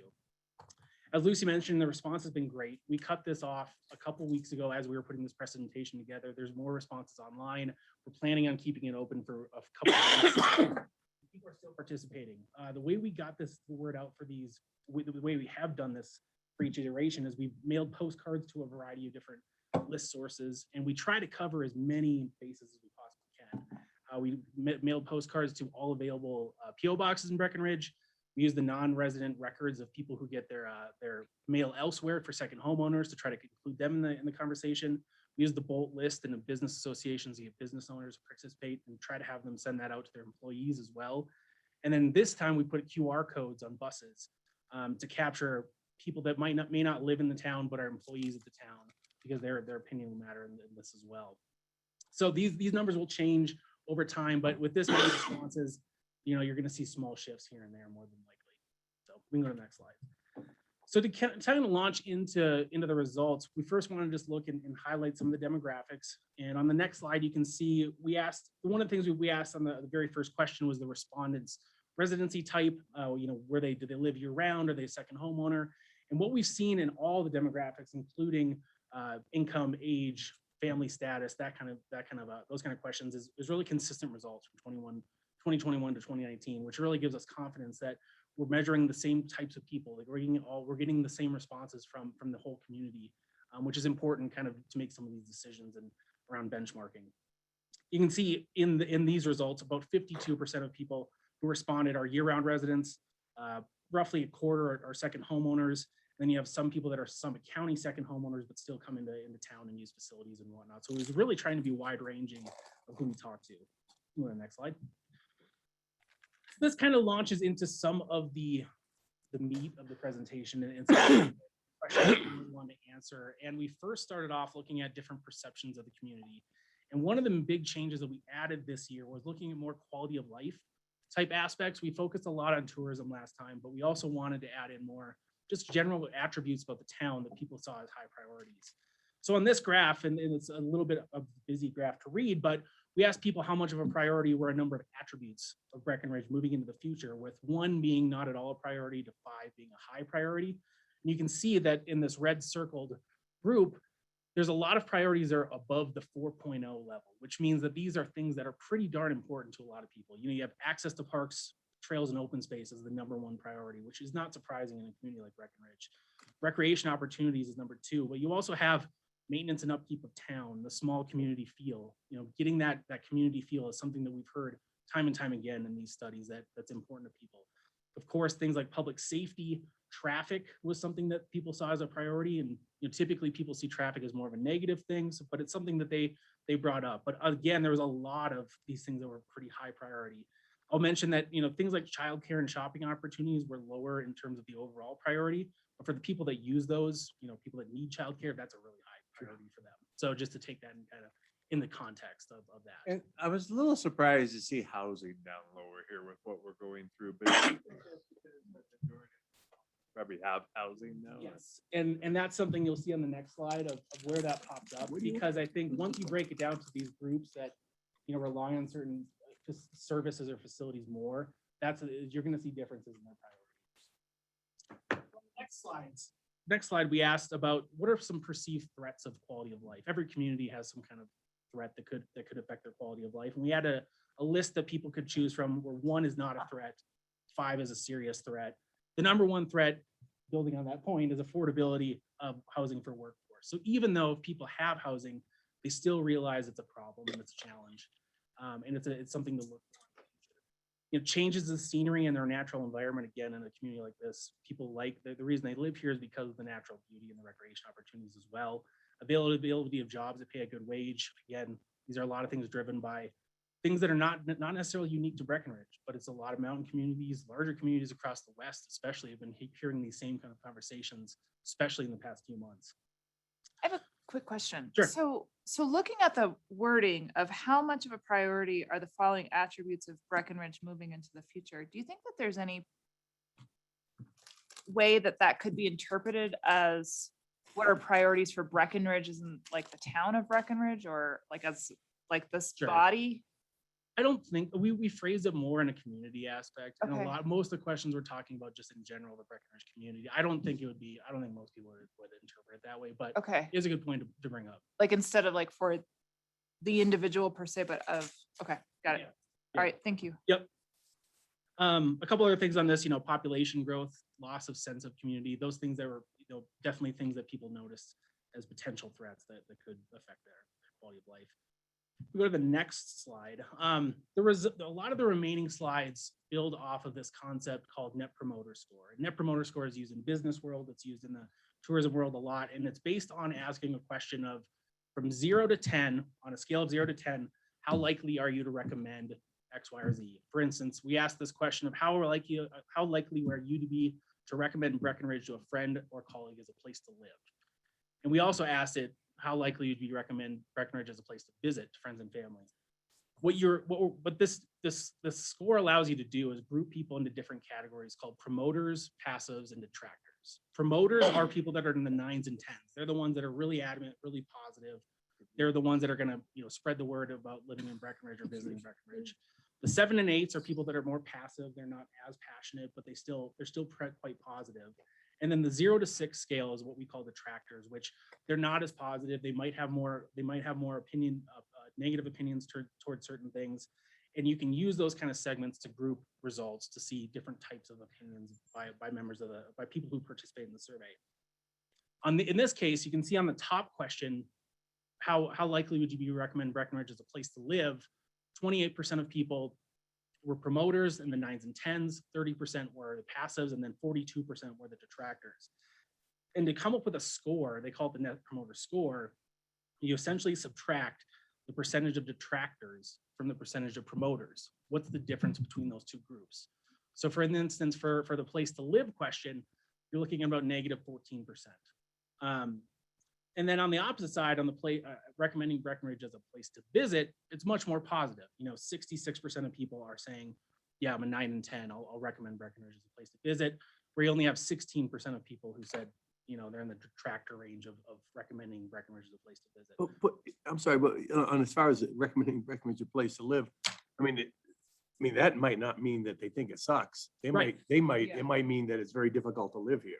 Or they don't want anybody else living. there. Exactly. Right, yeah. right. Yeah, so I mean. That's how I would answer. Yeah. And it's not necessarily, and what we noted on this graph is roughly 50% of the people that were in that bottom category were rated at a 5 or 6. So it's not a 1 or a 2, Right. but it's just saying that those people have a little bit different opinion typically than, you know, the people that are in the 9s and 10s. Yeah, That's seen pretty common in a lot of studies. This was historically this way too. I seem to remember this question. Worse, a couple points worse, and I think the next slide shows that, but it's been Yeah, not favorable each time we've done Right. this. Yeah. I also feel like they're also voting by living here, right? Like they also Yeah, absolutely you're live right. here. Yeah. So there is some nuance to it, but it's used as a way just to get an idea of different perceptions of the people who answered. So if we go to the next slide, Oh, there it is.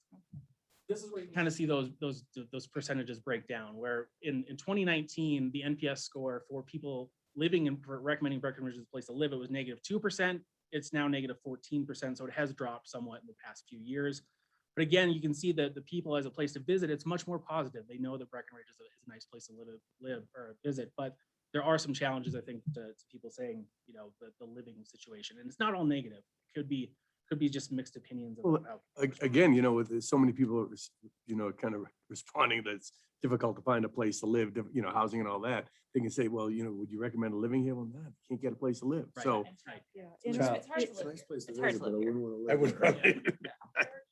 This was something, it just gives that much more validity to the survey. Yeah, That's gotten yeah. Tougher since 2019. I'm just defending It's- my hood. It's hard to live here. Yeah. Yeah. It's very difficult to live here. But people like living. It's hard. It's really hard. And I Yeah. think you've seen, you know, some of these results, like regulated workforce, was definitely something we heard in the last iteration of this study, but 2020 amplified a lot of those things for people, especially in resort communities. So I think you can see that's largely without cause. One thing that did, again, one of the reasons why this did drop quite a bit is because the employee NPS of employees who took it was a significant drop. And I think employees are around the -45% on this question. So it is a big drop from the employee perspective. If we go to the next slide, we broke a number of these results for based on NPS as a place to live. This is the score of different groups. So the overall is -14. You can look at own versus rent. Those who own are -7%. Those who rent are -38%. By household income, you can see those who are earning under 50,000 are -48%. The only positive group in income is those who are earning 200,000 or more, which again amplifies some of those concerns that especially employees had this year. Yeah, I thought yes on that. And then year-round residents are about -16%, compared to the other resident types are about -12.5%. So again, it just kind of shows some of these differences between groups. Can I interrupt you one more time? Sure. On the last slide, you said something about it's gotten far more negative. There are far fewer employees. What did you say? Will you say that one more time? So how we did this is when we sent the postcard out, there was a few different links that the people could participate. They could have either go to the resident link, the employee link, the business link, or the second homeowner link. And the people that went to the employee link this time were significantly more negative than they were last time. So that's saying the people that affiliate themselves as an employee of Breckenridge, it dropped quite substantially. But that's to say that all groups dropped, even second homeowners Right. this time. Okay, thank you very much. The next slide, we dove into, and you'll see these breakdowns of promoter, passive, detractor, and the overall on the number of these slides. So just taking that into account. We asked respondents, you know, overall, how important do you believe tourism is in the town of Breckenridge? And this is pretty positive, where over 85% of people either are very important or extremely important. So every group recognized that tourism is very important in the town of Breckenridge. And even if you look between promoters, passive, and detractors, they're all above a 4.0 range on that scale. So it's understood that tourism is important to the town, which is something we still want to get that pulse on from respondents. We go to the next slide. We also asked a variety of these statement questions, both in this version and the last version. So the light blue is 2019, the dark blue is 2021. And this question was asked, how much do you agree or disagree on these statements? And 5 was strongly agree, 1 was strongly disagree. these are the average scores for each of these questions, or each of these statements. So you can see that people still see that visitors to Breckenridge benefit the local economy, including arts organizations, cultural attractions and festivals. The taxes from the tourism economy sustain Breckenridge, that remained the same as well. There was a little bit of a drop of there are better shopping, dining, and cultural opportunities because of visitor spending, but it's not a major drop. It's just a couple of points from the average. But you also see at that same 0.2 drop of the statement of Breckenridge is overcrowded because of too many visitors. So that's more people disagreeing with that statement this time than agreeing with it. And then finally, visitors in Breckenridge disrupt my quality of life as a 3.1. That stayed the same since last time. So there hasn't been a lot of shift over the last couple of years. This year, we asked a new question of, we phrased it as visitors to Breckenridge support the local economy in many ways, but they could be perceived as making the area crowded. Using the scale below, how would you prefer the town place emphasis on the following approaches? And the two approaches were either managing visitors or emphasis on attracting out-of-state visitors. And in the middle, we had a harmony of both. And I think it's no surprise, and we've seen this in many of these studies, that people are really seeking this harmony, this balance that they want to see. They understand that, you know, having attracting out-of-state visitors is important, but they also recognize that managing part of it is part of the issue as well. So I think seeing that balance, and we've seen that in a lot of these results over time, give us that sense that people understand both sides of this story. We did pull a number of comments, and I'll talk a little bit more about the comments that we have. We have a lot of comments from this survey, and I wanted to just pull out a couple of different examples, and I won't read through these all. But for instance, this slide is people that said that they want an emphasis on attracting visitors, and some of the sample themes that they had when they mentioned some of these comments is, you know, Breckenridge relies on tourism, out-of-state visitors are valuable to our economy. Breckenridge is a tourism destination. They recognize and wanted to have that comment out there. So you can see these are a few sample comments that we pulled from people who responded to the survey, you know, saying focusing on out-of-state attracting out-of-state visitors to build a world-class vacation spot. We know that Breckenridge is primarily a tourist town. These are some of the example comments that we pulled that's people who said they wanted to attract visitors. If we go to the next slide, this is the opposite group. These are the people that want to manage visitors more than attract them. There's some of their sample themes that said we're focusing on setting visitors' expectations in education, which I think that's something that we've seen in a lot of destinations, is trying to set expectations of visitors. Overcrowding detracts from the experience. People said less emphasis on marketing. People already know Breckenridge. There's there's some of the sample themes that people pulled out from the comments. And again, you can see some of these comments are very well thought through. They're very detailed. We got great response on people who left some of these comments. This slide is one that we've had in every iteration, and we wanted to pull what does peak traffic look like in Breckenridge, and we used the counter data from over by Tiger Room. And we pulled the top 10, I think in this case it's the top 20 days, busiest days in both 2019, which is on top, and 2020, which is below. And then on the bottom with this bar, we take the lowest traffic day on that counter and consider that background traffic, because it's our best estimate of little visitation. It's typically during mud season. So for instance, in 2019, the busiest day was the 26th of December and had 37,000 vehicles on that counter with a background traffic of 9,300 for 2019. And we used that 2019 number for both 2019 and 2020 because there was a day in 2020 where there was only 3,000 cars on the road, but it was because it was right during the start of COVID. It didn't really make sense to use it. We were all working at home. Yeah, everyone was working at home. It didn't make sense to really use it as a comparison point. Crazy. But you can see even in 2020, the highest traffic day was on Christmas that's January 25th. And it's 34,000 vehicles, so only 3,000 less than the busiest day of 2019. And you can see that this trend of, you know, right around the 30,000, 28 to 30,000 range is kind of where the top busiest days are. And then you have some low days, some middle days, but you know, typically around the 20,000 range or 21 summer day, relatively busy. But you can see that it wasn't that much different in traffic last year compared to even 2019. And then we also asked some questions about downtown characteristics in previous iterations as well. And just breaking this out by these different groups, we asked them, We asked them how important are the following attributes of the success of the downtown corridor. This is on a scale where 1 is not at all important, 5 is very important. You can see for residents and employees, okay, in fact, for all 4 groups of second homeowners and business owners, restaurants and the restaurant experience is in that top 3 or top 4 for them. Hometown feel, friendly atmosphere is number 1 for both residents and employees. Business owners see customer service as number 1, but still see that hometown feel. And then both for residents and for employees, you see pedestrian access and customer service popping up as top 3 or 4 as well. So you can see this was consistent to what we've seen in the past too, where this hometown feel, friendly atmosphere is really something that people value, especially in town. We had a whole new section this time on special events. This first question, we asked people about how to rate the degree they believe special events add value to Breckenridge, where 1 is not at all valuable to 5 is very valuable. And we asked about different types of events. So for instance, we asked about overall events. We asked about iconic events such as snow sculpture, Oktoberfest, or Ruler.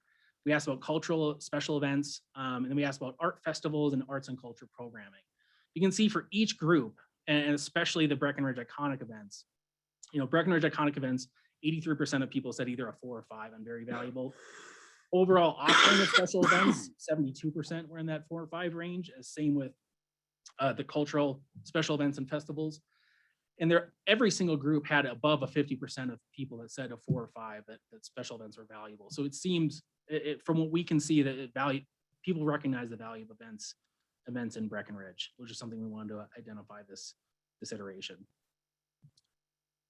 We also asked, would they prefer more or fewer events? And looking at this by these different links that people participated at, in general, 43% of people said about the same. They want about the same amount of events. Overall, 25% of people said they want either slightly more or more events. And then you had the flip side where you had 32% of people that said they want fewer events. So again, we see this balance of you have people that are on both sides, but really most people are seeking some kind of balance in the middle, understanding that there are challenges on either end. One thing we did want to point out is residents who responded were, if they weren't saying about the same, they were a little more likely to lean towards fewer events, but second homeowners were the opposite. If they didn't say about the same, they were leaning more on the more event side. We pulled questions for this events. We pulled comments for this events question as well, based on who wanted fewer or more. One thing we did want to point out is with these comments, there are a disproportionate amount of people who are in the detractor range that left comments. And we typically see that with comments where it's the people that have strong opinions on either end are the ones that typically leave more comments. So just taking that into account, that we know that, more people are more likely to leave a comment if they have a more negative opinion on some of these, or I shouldn't say negative, I should say more passionate opinion on either side, realistically. So for preference for more events, some of the sample themes that people brought up is, events create economic benefit that drive tourism. Events are a part of Breckenridge culture. They especially enjoy these signature events that Breckenridge has. People said Breckenridge needs to compete and special events help. It makes you proud to live there. Events drive business. It's unique to Breckenridge. So it adds to our quality of life. These are people that would like to actually see more events than fewer. If we go to the next slide, it's again the opposite. People that would rather see fewer events, where they said focus on quality, not quantity. Too many alcohol-based events came up. Focus on tourists, not locals. It impacts traffic, does not represent Breckenridge culture. So some people think it does represent it. Some people think it does not. It's kind of a mix of opinions. From the sample comments that people had that want fewer events, they said we need community-oriented events, or events are perceived for being for front rangers. Many of them are about drinking, that attracts the wrong crowds. We've had serious traffic concerns. So these are some of the same sample comments that people had for preference for fewer events. So I have a quick question. Sure. Have you looked at, so on a couple slides back with the graphs of the preference, that slide? Yeah. So it looks like there's a lot of people who left comments who were neutral with 3. Yeah. What did you break out? We didn't for this, but that is something we would do for like a final, once we close the survey. But typically what we see most comments are is support or against one of their directions. But typically there are people in the middle. more talking about what events they like or what Okay. events they appreciate. So I don't think you get as strong of comments from Okay. people that would be responding. I'd in still the- be, yeah, I'd be interested in that. Because of, just because that came out pretty strongly of Sure. neutral and I have a comment, which doesn't Yep. sound like Yep. what you typically see. And just to give you a sense, there was about 1,200 people that responded to this question, and there was about 450 people that left a comment. So it's a, there's not as many people that leave a comment as like click the button to rate what they think about the event. So Seems like a lot. there's a lot, yeah. Yeah. And they're very detailed. They're very thorough comments. People put a lot of passion into them. So it's good to see. Okay. And I think this is the final section that we wanted to cover today, but it looks really at future priorities. We had a couple questions about open space and trails on this version because of how important we've seen that become around here, especially. You can see what we asked is, what are the top 3 most important priorities and functions of open space and trails in Breckenridge and the Upper Blue watershed? Hey, man, before you go, I see overall, then promote, what are all these different graphs? So the way that it's broken down is the overall is everybody. Okay. And then promoter, passive, and detractor are how people responded to that question about, would you recommend Breckenridge as a place to live?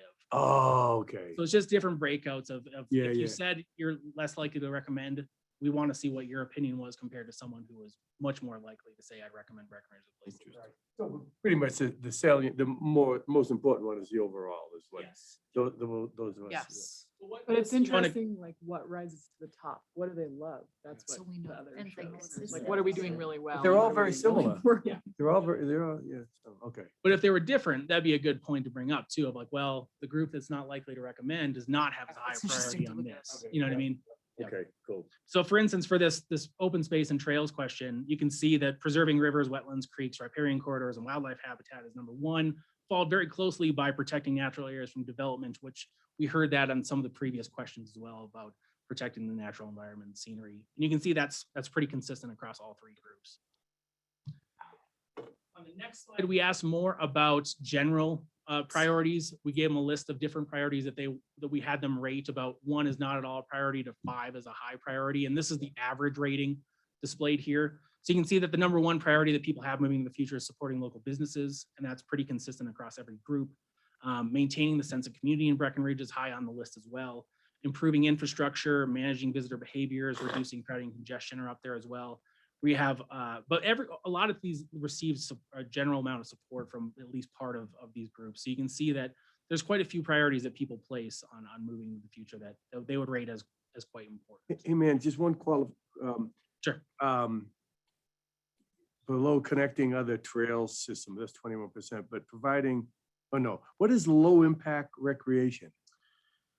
Low impact recreation would be things that are not as impactful onto the environment. Like running and biking type stuff? Yeah, I would say something that's more high impact would be like 4-wheeling. Oh, okay, things so- like that. Yeah, So it's kind of what we all do. yeah. It's your Except typical stick. outdoor recreation that you'd see. We do low impact. Yeah. Yes. Yeah, cool. I wasn't sure what low Yep. was. Okay, cool, thanks. So I think to summarize everything and please ask questions about any of these conclusions that we came up with. We came up with 5 real key takeaways that, number 1, results are really largely consistent from 2019 to 2021. And for something that compares year-over-year results, it's a good thing to see that consistency because it says we're kind of measuring the right thing. Some topics were amplified because of COVID. Workforce housing, for instance, the employees, their satisfaction with Breckenridge, I think, is something that probably was much more amplified this year during 2020. But realistically, a lot of things were consistent. Most community priorities were rated quite high. People see that there are a lot of priorities. There are a lot of attributes that they care about for their quality of life. But some things that came to the list, outdoor recreation and access to the outdoors, preserving the feel of the town and making it feel like a community, a small town friendly feeling, creating a safe community. These are almost basic things that a lot of communities strive for to make sure their residents are satisfied with some of these priorities. And then you can see that, affordability of workforce is a serious threat that people see moving forward. The number 3 key takeaway, tourism is recognized by all groups is very important. However, they do see that there's a harmony between attracting and managing visitors. But they recognize that tourism does bring a lot of benefits to the town and in some cases, their livelihood as well. And again, this is very consistent from what we've seen over the past 3 times we've done this since 2017 even. Respondents are very mixed about whether they would recommend Breckenridge as a place to live. And like you said, Jeffrey, that's not necessarily all negative opinions, but that is more mixed than you see as people would recommend it as a place to visit.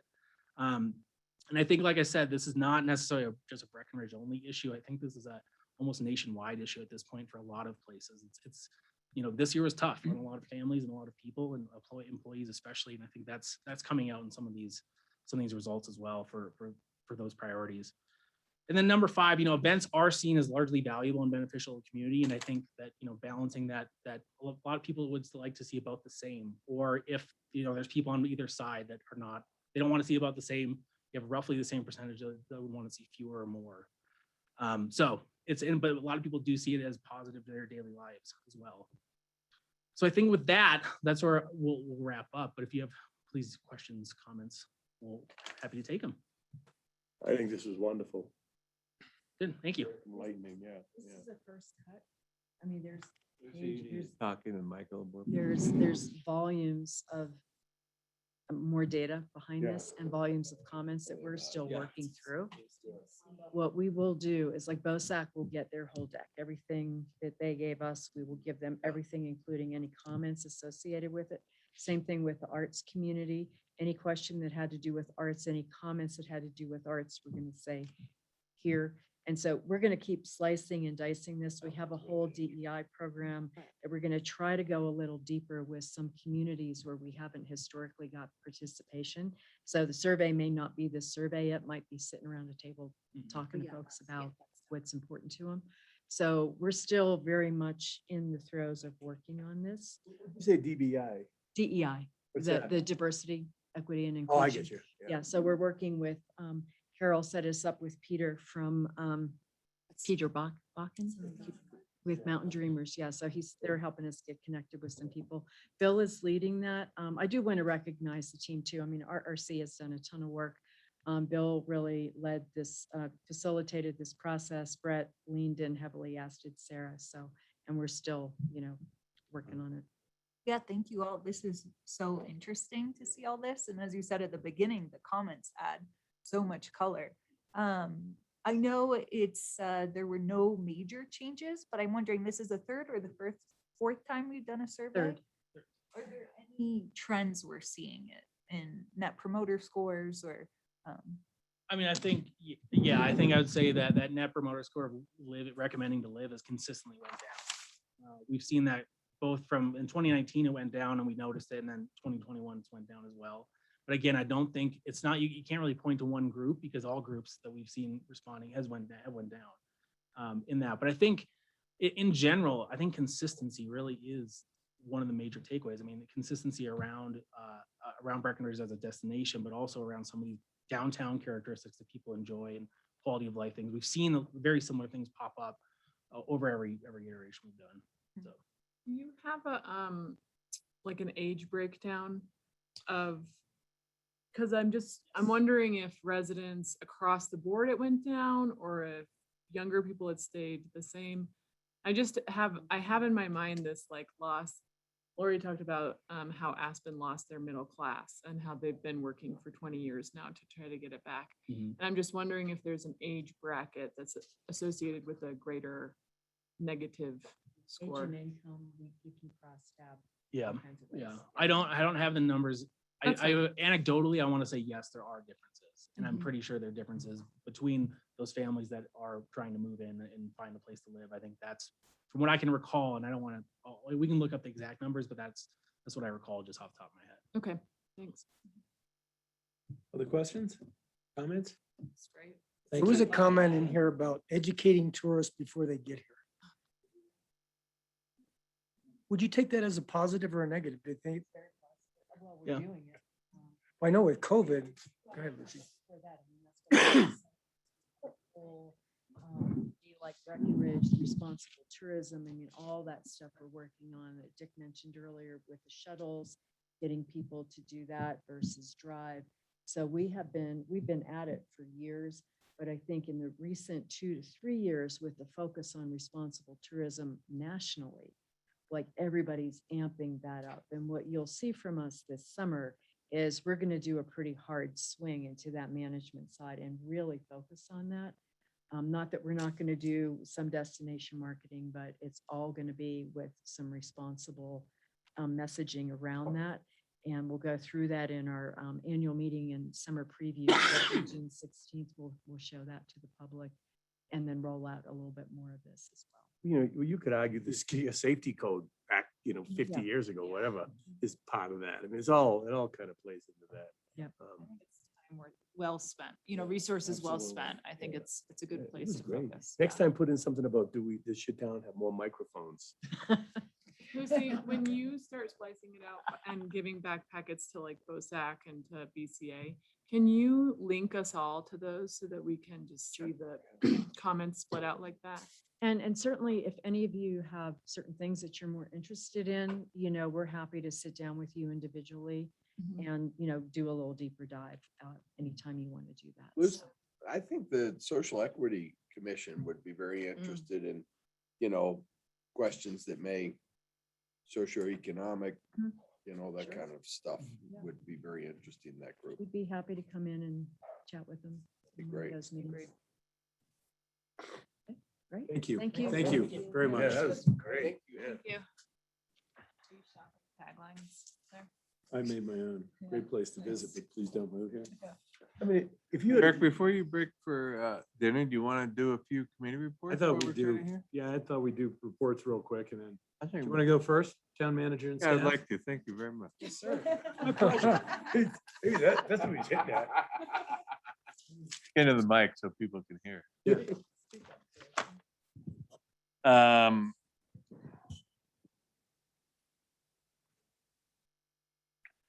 So we're gonna probably on that, I'll let you know exactly, but on that next meeting, first meeting in June 8th, we're gonna need to start early because I just don't think we can rush the time that we're gonna do the first joint meeting with planning commission will be first. So it'll be probably a 2 or a 2:30 start. I hope that doesn't create issues I know I'm looking, but I'm sorry. It's okay. I'll see what I can do. Yeah. You said two. I don't know yet. I need to lay the agenda out and the times and that, but 2 to 2:30. We told planning commission plan on 2, but On June 8th. I don't want to get you in here. We need to kind of finalize that in the next week. Well, on that's there. an important meeting. I agree. Yeah. We scheduled a coffee talk for June 18th. I think, what Lucy say, the 16th or 17th, they're gonna do the summer preview? So that'll be the Thursday before coffee talk. And I think we're gonna they're gonna try to do a hybrid type model too. They may have it in person here, but also Zoom. Coffee talk will not be hybrid. It'll be Will in be at person the only. back of the Crown. So we can get coffee and then Course. set out back. Hopefully it's warm enough then. And to do that. Yeah, and I'll be leaving out of town this Thursday and gone for like 8 days. Be back on June 5th. So Shannon will be acting. If you have any questions, just call her anytime, day or night. You have a hide key outside your house in case anyone needs to check on stuff. Party. Short-term rental. Council Party Palace, at Holman's. I bet Shannon has a key. Oh, yeah. She'd let us in. Oh, I can pick the lock. Had a beer. Anything That's all I else? have. Yeah, Thank yeah. you. All right. I know. we're late. Cast MMC, no, like I said earlier, we did have a meeting with Joe Goose in person yesterday. It was great. The county put it on. It was mostly about the ski area retention fee. So currently, the majority of the money that the ski areas pay to the Forest Service go to the Treasury in Washington and then they vanish. So the fires. They go to nothing. They go They don't go to nowhere. us. They go to Goes they general go to fund. general fund, they go to roads in Ohio. I mean, they go to all kinds of other stuff. Who even knows? The bill is to keep that money local. 75% of it would be used for sort of ski area related stuff. So when a ski area has a master plan they're trying to do, there's a ton of staff resources from the Forest Service to go into that. 25% of that though will go to other things like forest fires and things like that. Now, the nice thing about that 75%, and Scott Fitzwilliam said this yesterday, by using that money to fund those things, it frees up a bunch of other money he needs for the rest of the forest. So this is a great bill. So everybody in there was very supportive. We talked about that for a while, and then we talked about housing. And, the congressman has heard this from every stop he's been at about housing problems. How are we going to solve this? What can we do? And then Rick asked a question about redistricting. I got no response other than a laugh from the public. Huh. She's worried about whose congressional district we may or may not end up in. So But you know, the White River National Forest is the most visited national Yep. forest in America. this is like, didn't he say it's like $24 million? I mean, it's some insane amount of money that just ends up in the treasury and doesn't get used for honestly what it should be getting used for. So. I use it for So master that was a really great meeting. I mean, again, Nagoose has been, I think, just so good for our community. And he's been a great resource for us during COVID. And now just going forward, man, he's just continuing to push on. So it's great to have his ear. Yeah. It really is. So, all right, open space. Oh, boy.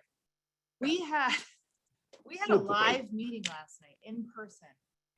It was fantastic. It was a really great meeting. Okay, we had a staff summary. Summer Ann helped and wrote this. Summer seasonal staff are now on board. That includes the open space, techs and naturals. We do have some upcoming trails events that includes on June 5th for Jeffrey, a duty-free Breck. Yep. Volunteer event. And there are other events coming up that you can volunteer for. Did you say the 5th or the 15th? I'm sorry, June 5th. Oh, wait, no, that's already happened. Sorry about No, that. June 5th is ahead of coming. us. Oh, no, it is coming. Oh, my gosh. We're not quite there yet. Sorry. So yeah, duty-free Breck is coming. I'll tell you. I am. It's all in person. There's a camera, there's everything. So I'm just messing this up. I'm sorry, Ann. Yes, duty Scott free. Reed had to do it when Jeffrey was on. So don't worry. So, and we talked about wetland mitigation banking. And that we'll be talking about that. BOSAC, we've already talked about that here. There's an annual Swan River update with the county on the June 1st meeting. And then BOSAC would like to do a similar format in years past for the open space and trails annual event, open house. Thank you, Scott. So the open house will happen on Monday, June 14th from 5:30 to 7. So please come. That'll be at the rec center. Can we get an invite to that? June's gonna be busy. Yeah, June's busy. Thank you. Yes. But it's a similar format. If you've all been there before, there's like little stations and the BOSAC members can help you talk through the different stations, and then there's a big Q&A. June 14th, Monday, 5:30 to 7.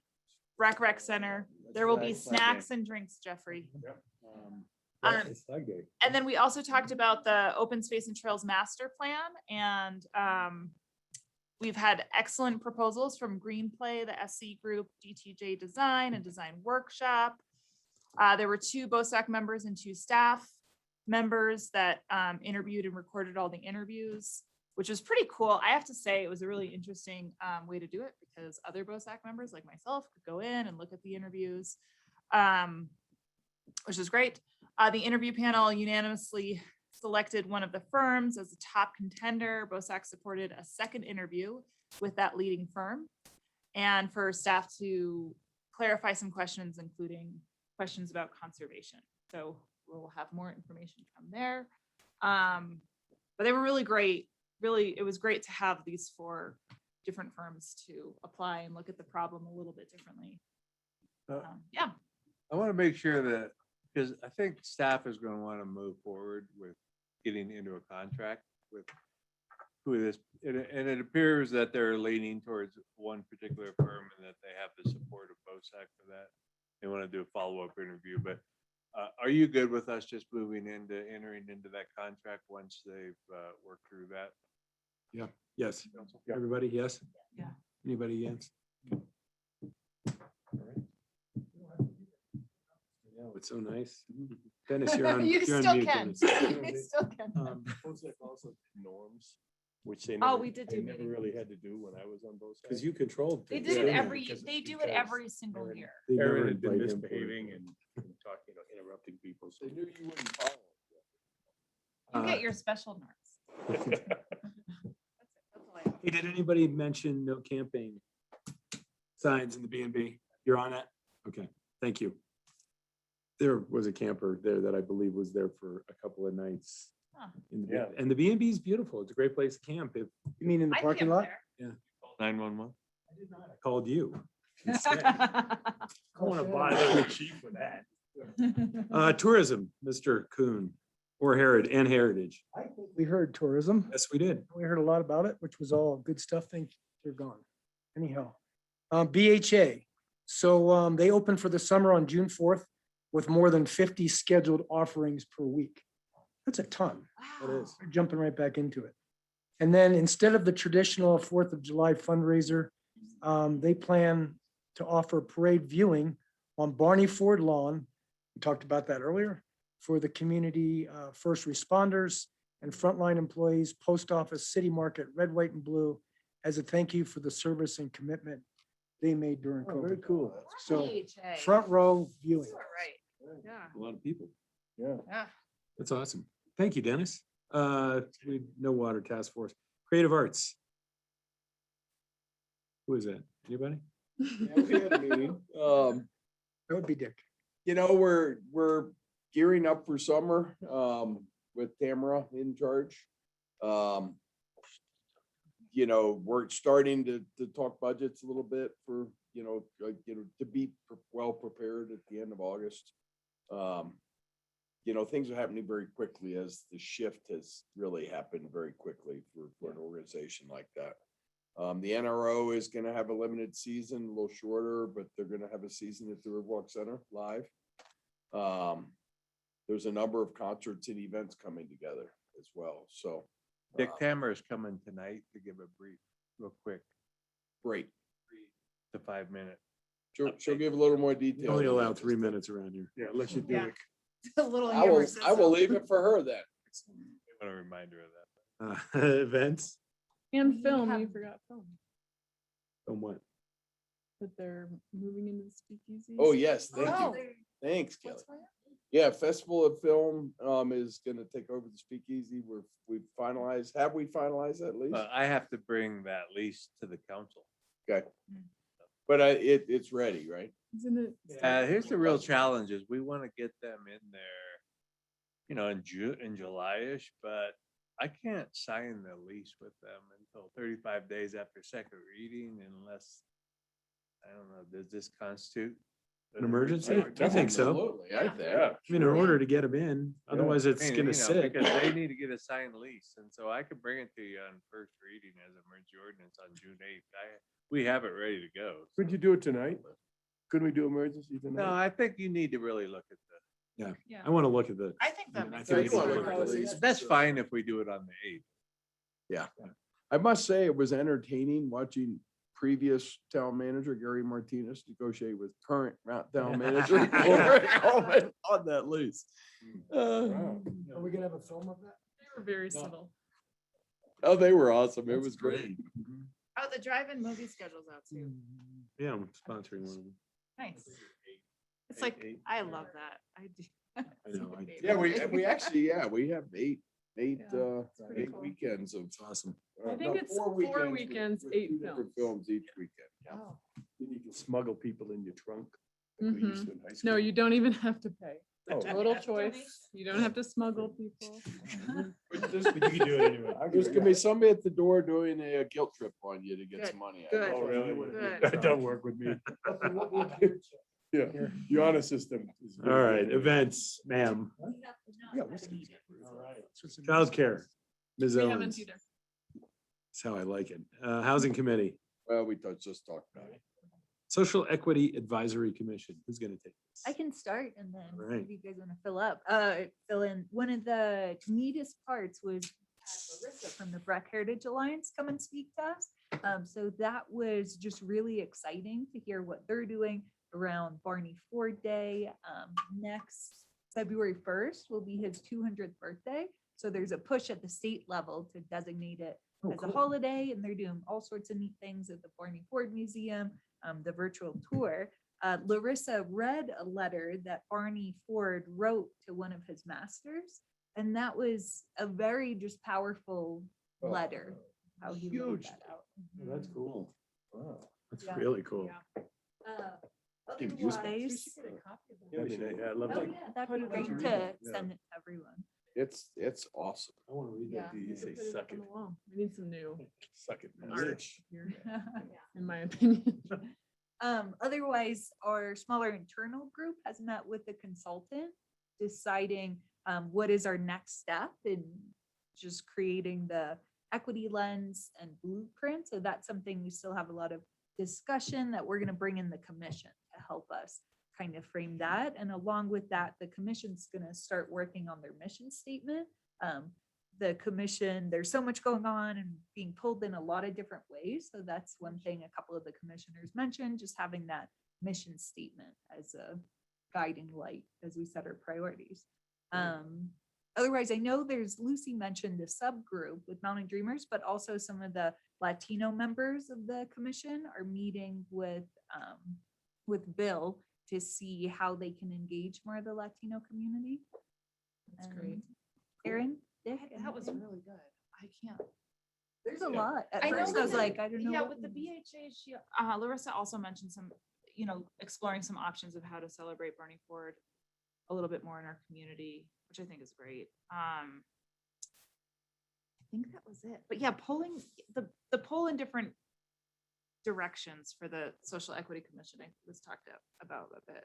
That's a We theme. had some discussions around going slow to go fast later, to Mhm. really start on a strong footing and in patience, kind of, it was fun because it was kind of how we started, right? Yeah, yeah. It's like, and it Yeah. was, there's a lot of energy on that committee. It's awesome. It's an incredible commission and there's a lot of energy and they want to get some work done. And, Yeah. so we had some great discussion around the need to have a strong foundation to go forward. So. Killer. Great. Any other matters? We'll do it again later, but anybody have anything pressing? Jim? The graduation parade is on for tomorrow. Oh, yeah. Oh, yeah, what time? Where, just all around town and stuff? We'll start at the north roundel lot, so French and Main, and go to Adams, and then into Tiger Drive to be done. Oh, okay. Banners hanging up there. Oh, yeah, I saw that, yeah. That's great. They're not going through Vista Point. You'll have to come to them. Anything Go else? too fast. Anything? Anything before we break for dinner and back here at 7:00? All right. Cool.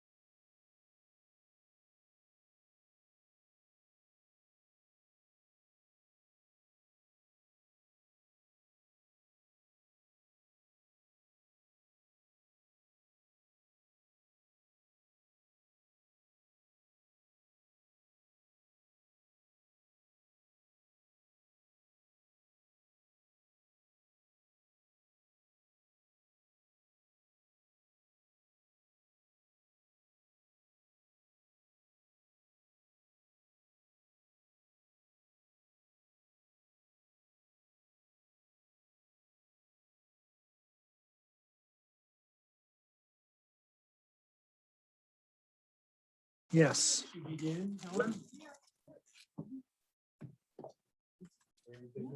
Careful. Watch your fingers. Let me take my mute off.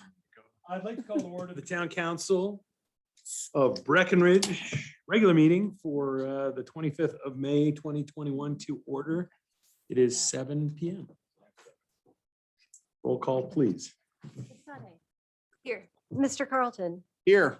Mr. Bergeron, Here. Ms. Owens, Here. Mr. Coon, Here. Ms. Giello. Here. Mayor Mamula. Yes. Minutes for May 11th, 2021, when we were still on Zoom. Anybody have any comments? Anything need to be changed? No? Minutes stand as presented. Agenda rec. No changes. Excellent. Communications to council. We begin with citizens' comments. These are non-agenda items only. 3-minute time limit. How are we going to handle this with Zoom? What's our? I think they have an opportunity to be here in person, but we'd like to get people, if they have something to say and they're gonna say it virtually, that they let us know ahead of time. So Is it hooked up to speakers though? Like, can we hear it?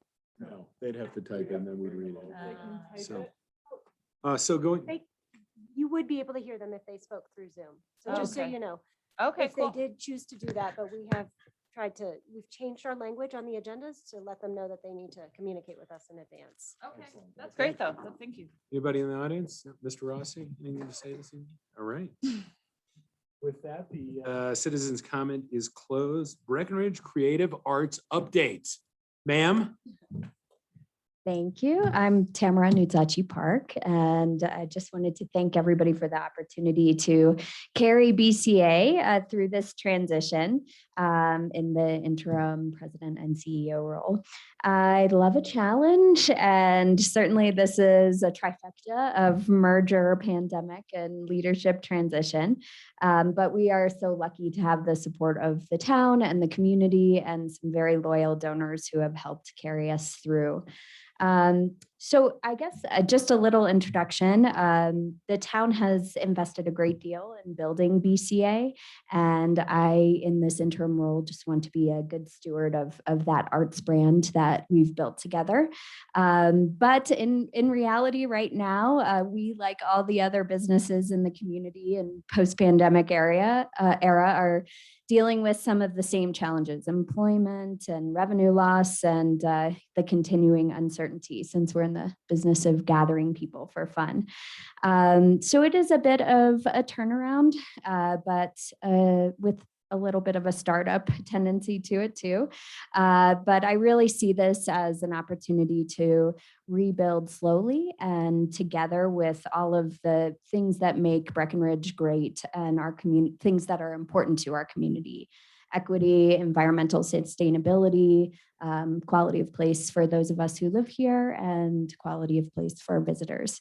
So it will be a good deal of hard work, starting with getting through now to September. And we have 4 priorities that we discussed at our board meeting yesterday. One is safely opening the town's cultural facilities on the Arts District campus and at the Riverwalk Center, and communicating everything that our resident companies and our partners need to know about maintaining the proper public health restrictions and ticketing policies and participation policies as we reopen for the National Repertory Orchestra and our own self-produced events. The second priority that we have between now and September is continuing to populate the Riverwalk and Arts District campus with the predetermined set of classes and workshops, special events that we have outlaid for the summer. And one of the most exciting things, I brought some swag for everyone, some buffs and magnets. We were going to go with stickers, but thought they might end up on our trailer, so we went with magnets instead. But anyway, we're really excited to launch the Air Stage, which has been a collaborative effort between the privately funded Breck Music Division of BCA and Breckenridge Creative Arts, or Breck Create. And so the construction and operations are just finishing in Oregon this this week, and it will be delivered to the little green space next to the Breck Music Office next week. And we can't wait to unfold it. So we'll be having a donor and media preview event on June 15th, and we'll send out an invitation to everybody so you can get the first peek at it and help us celebrate a bit. And lastly, our last priority is to finalize our strategic financial reporting so that we really have a dialed in set of financials to help you and all of our constituents and stakeholders understand where the investments are going and how we should move forward in the 2022 budgeting process, getting in preparation for October. So I think, really our organization will need to make some quick corrections. And there will be times when I hope to talk to you and get your feedback and input, especially as we're figuring out our strategic direction and what we can afford and who pays for what going into this budget process. And I really appreciate everybody's feedback and helping me get my footing in this role. This is really my home too, and I'm really excited to restore the vibrancy of the arts after this long, quiet period in our town and in the world. And I appreciate all of the support that you've already shown me and understanding and grace and frankness as we kind of move forward through these next months and figuring out what we're doing. So we're glad to be here, and we are excited to help reopen the town with music and art. We have some great entertainment lined up for those visitors who are already here, but with an increased emphasis on our residents, specifically with the Air Stage project. So it has really been a joy to announce over the past couple of weeks a number of shows and events that we'll have throughout the summer. Specifically, we have 11 block parties, which will feature regional talent from the Front Range, artists like Daniel Rodriguez, a former member of Elephant Revival, who was set to open for the Lumineers before the world closed down.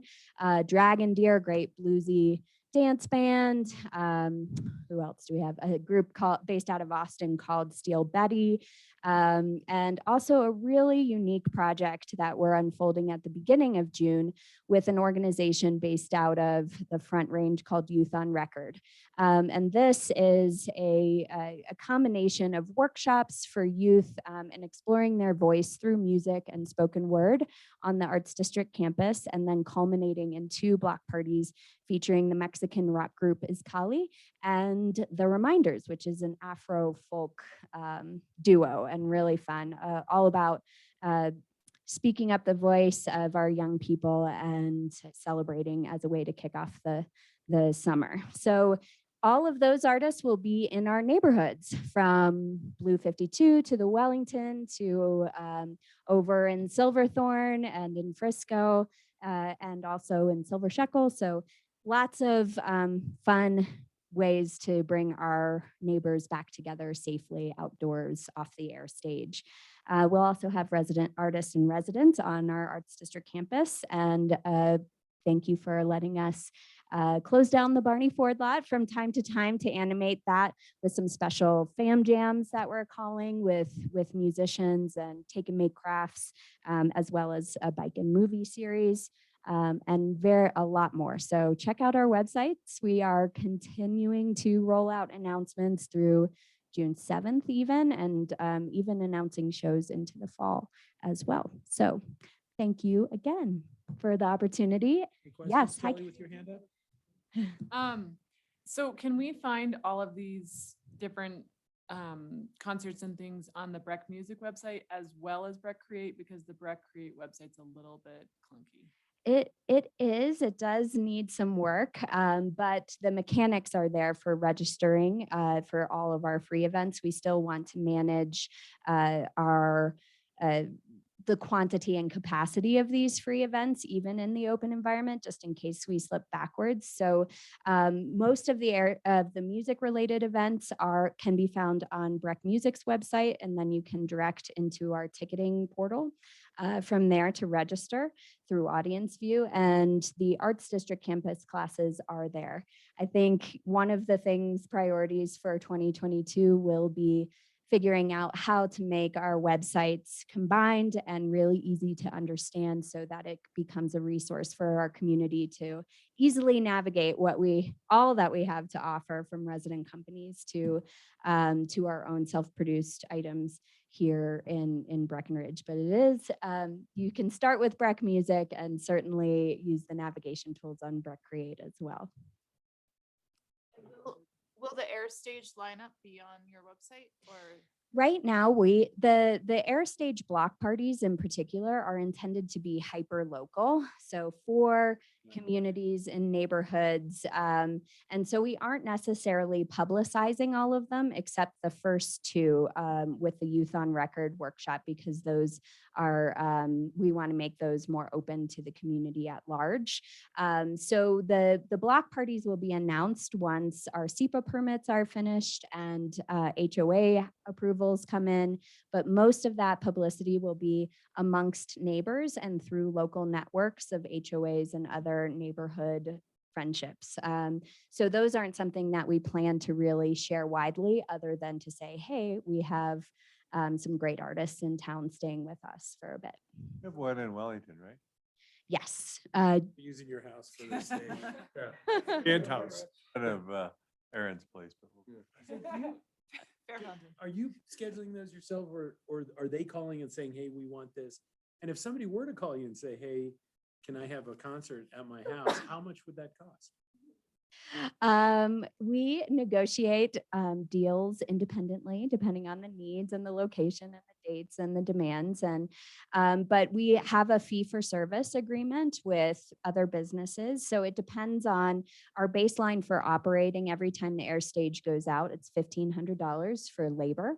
And talent is on top of that. So then it scales up depending if you want local, mid-regional or national talent. So we even have a national artist playing our fundraiser at the Gold Fest, Pat Green at the Country Boy Mine. So we'll warn the Wellington about that too. Thank you. Good luck. Thank you. We're all rooting for you. So I appreciate that and need it. All right, gang, we have second readings. Ready, Jeffrey? Yeah. First one, Council Bill number 10, Series 2021, an ordinance authorizing the granting of an easement to Public Service Company of Colorado, the Annie Placer. Tim. This ordinance would authorize the town to execute a gas line easement with Public Service Company over a portion of the town's McCain property, which is really the part of the Annie Placer. There really are no changes to either the ordinance or the easement itself for first reading. Questions for staff? Anyone in the audience care to make a public comment about the second reading of Council Bill number 11? Please come to the podium. Seeing none, public hearing is closed. Is there a motion? I move we pass on second reading, Council Bill number 11, Series 2021, the title which has been read into the record. There is a motion and a second. Any further discussion from council? Roll call, please. Ms. Giello. Yes. Mr. Carlton. Yes. Mr. Coon. Yes. Ms. Owens. Yes. Ms. Sade. Yes. Mr. Bergeron. Yes. Mayor Mamula. Yes. We have a second reading of Council Bill number 12, Series 2021, an ordinance repealing and readopting with changes, excuse me, Chapter 13 of Title 4 of the Breckenridge Town Code concerning special events. Mayor and council, so Jennifer? this is the second reading of the SEPA application ordinance.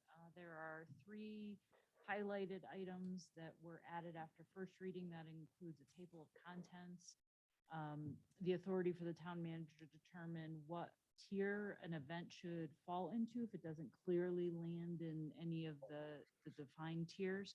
And then last, just a clarification that as you adopt the fees by resolution tonight. In the future, that will be part of the normal budget process. And if for any reason they don't get renewed as part of the budget, they default back to the ones that were in effect or previously adopted by council. I'm happy to answer any questions. Thank you, Shannon. Questions? No, anyone in the public wish to comment on the second reading of Council Bill number 12? The public hearing is closed. Is there a motion? On second reading, I move we pass Council Bill number 12, Series 2021, the title which has been read into the record. Second? There's a motion and a second. Any further discussion from council? Roll call, please. Ms. Sade, Yes. Ms. Giello, Yes. Ms. Owens, Yes. Mr. Carlton, Yes. Mr. Coon, Yes. Mr. Bergeron, Mayor Mamula. Yes, thank you. We have first reading of Council Bill number 13, Series 2021. This is an ordinance approving development agreement with Father Dyer United Methodist Church. It's Colorado Nonprofit Corporation at 310 Wellington Road. Chris. Yeah, good evening, Mr. Mayor and Council. This ordinance would be to authorize a development agreement between the town and the Father Dyer United Methodist Church to facilitate a potential addition of approximately 2,497 square feet to expand their food bank and other community service needs. Thank you, Chris. Any questions for Chris? Everybody get this one? All right. Is there a motion or is there anyone in the public wish to comment on Actually, this? Yeah. I did have a question. So we'll make the changes we talked about in work session before the second reading. We'll regroup with Tim and then also with Peter and work those out between first and second reading. Okay, great. Gone over the dark side, is that what you're saying? Or is that the good side? I can't- The enlightened side? The enlightened side. But it's advocating for a food bank is probably still on the good side. Good point. Anyone in the public, Mr. Grosich, would you like to make a comment? Get out of his way, Kulik. Nice to see everybody in person for a change. I just want to say thanks so much for working with us on this project. I think it's going to be a very worthwhile expansion of the social services network for the community. And I know the team at Father Dyer feels pretty good about the success or the possibility of success. The early indications are that the fundraising is going to get going soon and it looks good. So this is probably a project that's going to happen. We look forward to working with Tim and the staff on that last provision. Thanks, Peter. It's nice having you on that side to make sure things get done right. Got a couple other developers, maybe we can get you in with them to help out. Thank you, Peter. Anyone else in the public wish to comment? No, the public hearing is closed. Is there a motion? On first reading, I move we pass Council Bill number 13, Series 2021, the title which has been read into the record. Second. There is a motion and a second. Any further discussion? No, roll call, please. Mr. Coon, Yes. Owens, Yes. Mr. Bergeron, Yes. Ms. Giello, Yes. Mr. Carlton, Yes. Mayor Mamula. Yes. We have three resolutions this evening. The first is resolution number 11, Series 2021. This is a resolution adopting a schedule of the fees under the town's special event ordinance. Shannon? Mayor and council, this resolution would modify the current special event fee schedule. Again, this is adopted by a resolution and then re-adopted or reapproved each year with in the budget process. The changes include an increase to the SEPA fee application based on the newly created event tiers, and it coincides with the size and complexity of each of those events. Obviously, the more complex and large the event, the more staff time it takes to process those applications, which supports the higher fee. It also creates town service fees. Public Works, as you know, we have not generally charged for any of their expenses. So this allows the town to actually recoup and kind of true up the actual expense of having an event. The PD fees are also included in there, which those have been normally have been charged back to the event producer, but we had not previously included those in the fee schedule.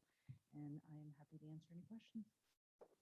So Shannon, for a nonprofit type event, we can waive the fees, correct? We can waive the fees and we also have a different level for nonprofits. Right. For almost all of our.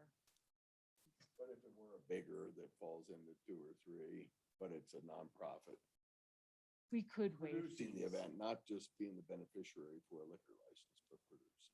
We could, yes, we could waive fees and we kind of do that on a case by case. Great. Thank you. Great work on this. You guys put a ton of work in. Yeah, the SEPA group did a really good job. Thank you. I'll pass that Second along that. to them. Other questions? No? Is there anyone in the public wish to comment on this resolution number 11, resolution 11? No, is there a motion? I move we pass resolution number 11, series 2021, a resolution adopting a scheduling of fees under the town's special events ordinance. Second. There is a motion in 2 seconds. Is there any further discussion? Roll call, please. Mr. Carlton, Yes. Ms. Owens, Yes. Mr. Coon, Yes. Mr. Bergeron, Yes. Ms. Giello, Yes. Ms. Sade, Yes. Mayor Mamula. Yes. We have resolution number 12, series 2021. This is a resolution approving the employment of Butler Snow LLP as bond counsel in connection with the town's proposed lease purchase agreements and related certificates of participation, series 2021. Mr. Holman. Mayor and council, the charter allows the council to appoint special legal counsel as needed, and it's customary for us to engage Butler Snow and D. Weiser to assist us as bond counsel when we're looking to basically do, certificates of participation with regards to building housing, which we will be doing for 27 units at the Block 11 property. Any questions for staff? Does anyone in the public wish to comment on resolution number 12? Public hearing is closed. Is there a motion? I move we pass resolution number 12, series 2021, a resolution approving the employment of Butler Snow LLP as bond counsel in connection with the town's proposed lease purchase agreements and related certificates of participation, series 2021. Second. There's a motion and a second. Any discussion? Roll call, please. Mr. Coon, Yes. Ms. Owens, Yes. Mr. Bergeron, Yes. Ms. Sade, Yes. Ms. Giello, Yes. Mr. Carlton, Yes. Mayor Mamula. Yes. We have resolution number 13, series 2021. This is resolution adopting the EV readiness in Summit County plan for the town of Breckenridge. Mr. Truckee. Thank you. Good evening, Mayor and Council. This resolution in front of you would adopt the electric vehicle readiness plan. Back in 2018, the town, along with the other towns in Summit County here in the county, adopted the climate action plan for Summit County. And this is kind of an outshoot of that. And what it does is it addresses electrification in our community and trying to decarbonize, essentially, move us to our cleaner future with electric vehicles. And so the plan in front of you sets out a number of strategies to make that happen. And we have been asked, like the other jurisdictions in Summit County, to adopt this by resolution. Thank you, Mark. Questions? Anyone in the public wish to comment on resolution number 13? Public hearing is closed. Is there a motion, Jeffrey? I move we pass resolution number 13, series 2021, a resolution adopting the EV readiness in Summit County plan for the town of Breckenridge. Second. There is a motion and a second. Any further discussion? Roll call. Mr. Bergeron, Yes. Mr. Carlton, Yes. Ms. Sade, Yes. Ms. Giello, Yes. Mr. Coon, Yes. Yes. Mayor Mamula. Yes. Thank you, Helen. Thank you, Tim. Any other matters this evening? We already did report, planning commission decision, sorry. Any call-ups this evening? No, planning commission decisions stand as presented. We already did report to town manager and staff and report to the mayor and council. Are there other matters? Here's a crazy idea to think about. We race the electric vehicles. Oh, that's a good idea. There's probably a lot of vacant lots in town that people own, that they're sitting on, that they're potentially paying a commercial rate on because they don't have a house on them. Potential housing idea goes along with the air stage of parking airstreams for housing on those lots. I know you'd have to get through HOA and stuff like that, but maybe we could do some kind of deal with the county to change their taxing structure to make it something that a property owner would want to do. How about a tiny house? Or a tiny house. Yeah.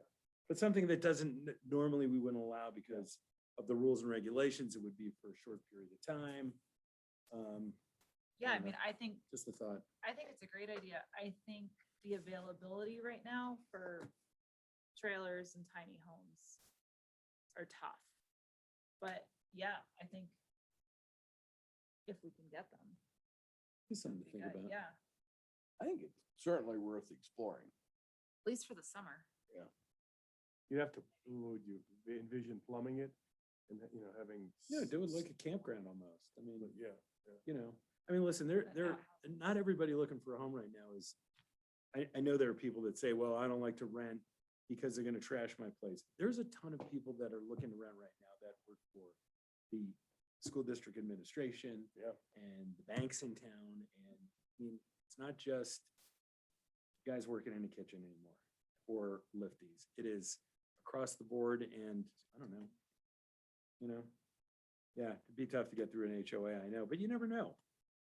If it's a limited amount of time and there's a couple of years or something, the town could help with it. I don't know. I like the idea that Elizabeth's throwing around of trying to use the campgrounds and maintain them and plow them and everything. And I mean, those are set up to handle that. I think that could be a neat immediate option. And the problem is they're not here, but I know. yeah, I agree with you. I think that'd be, And that's a winter.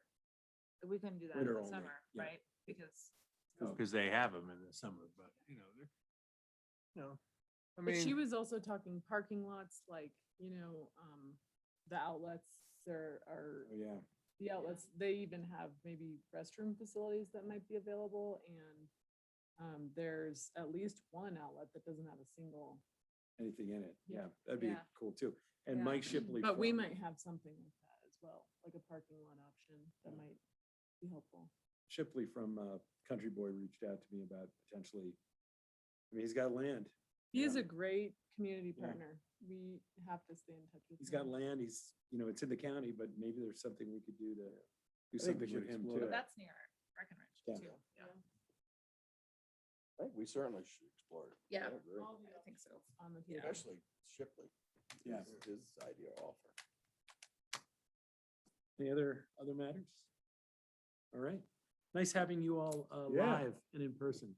It's a hell of a lot easier. It's a lot easier to run a meeting like this, I gotta tell you. It is so much less Thanks to our stressful. one public. We're done. Now that they can't do it from their houses, there's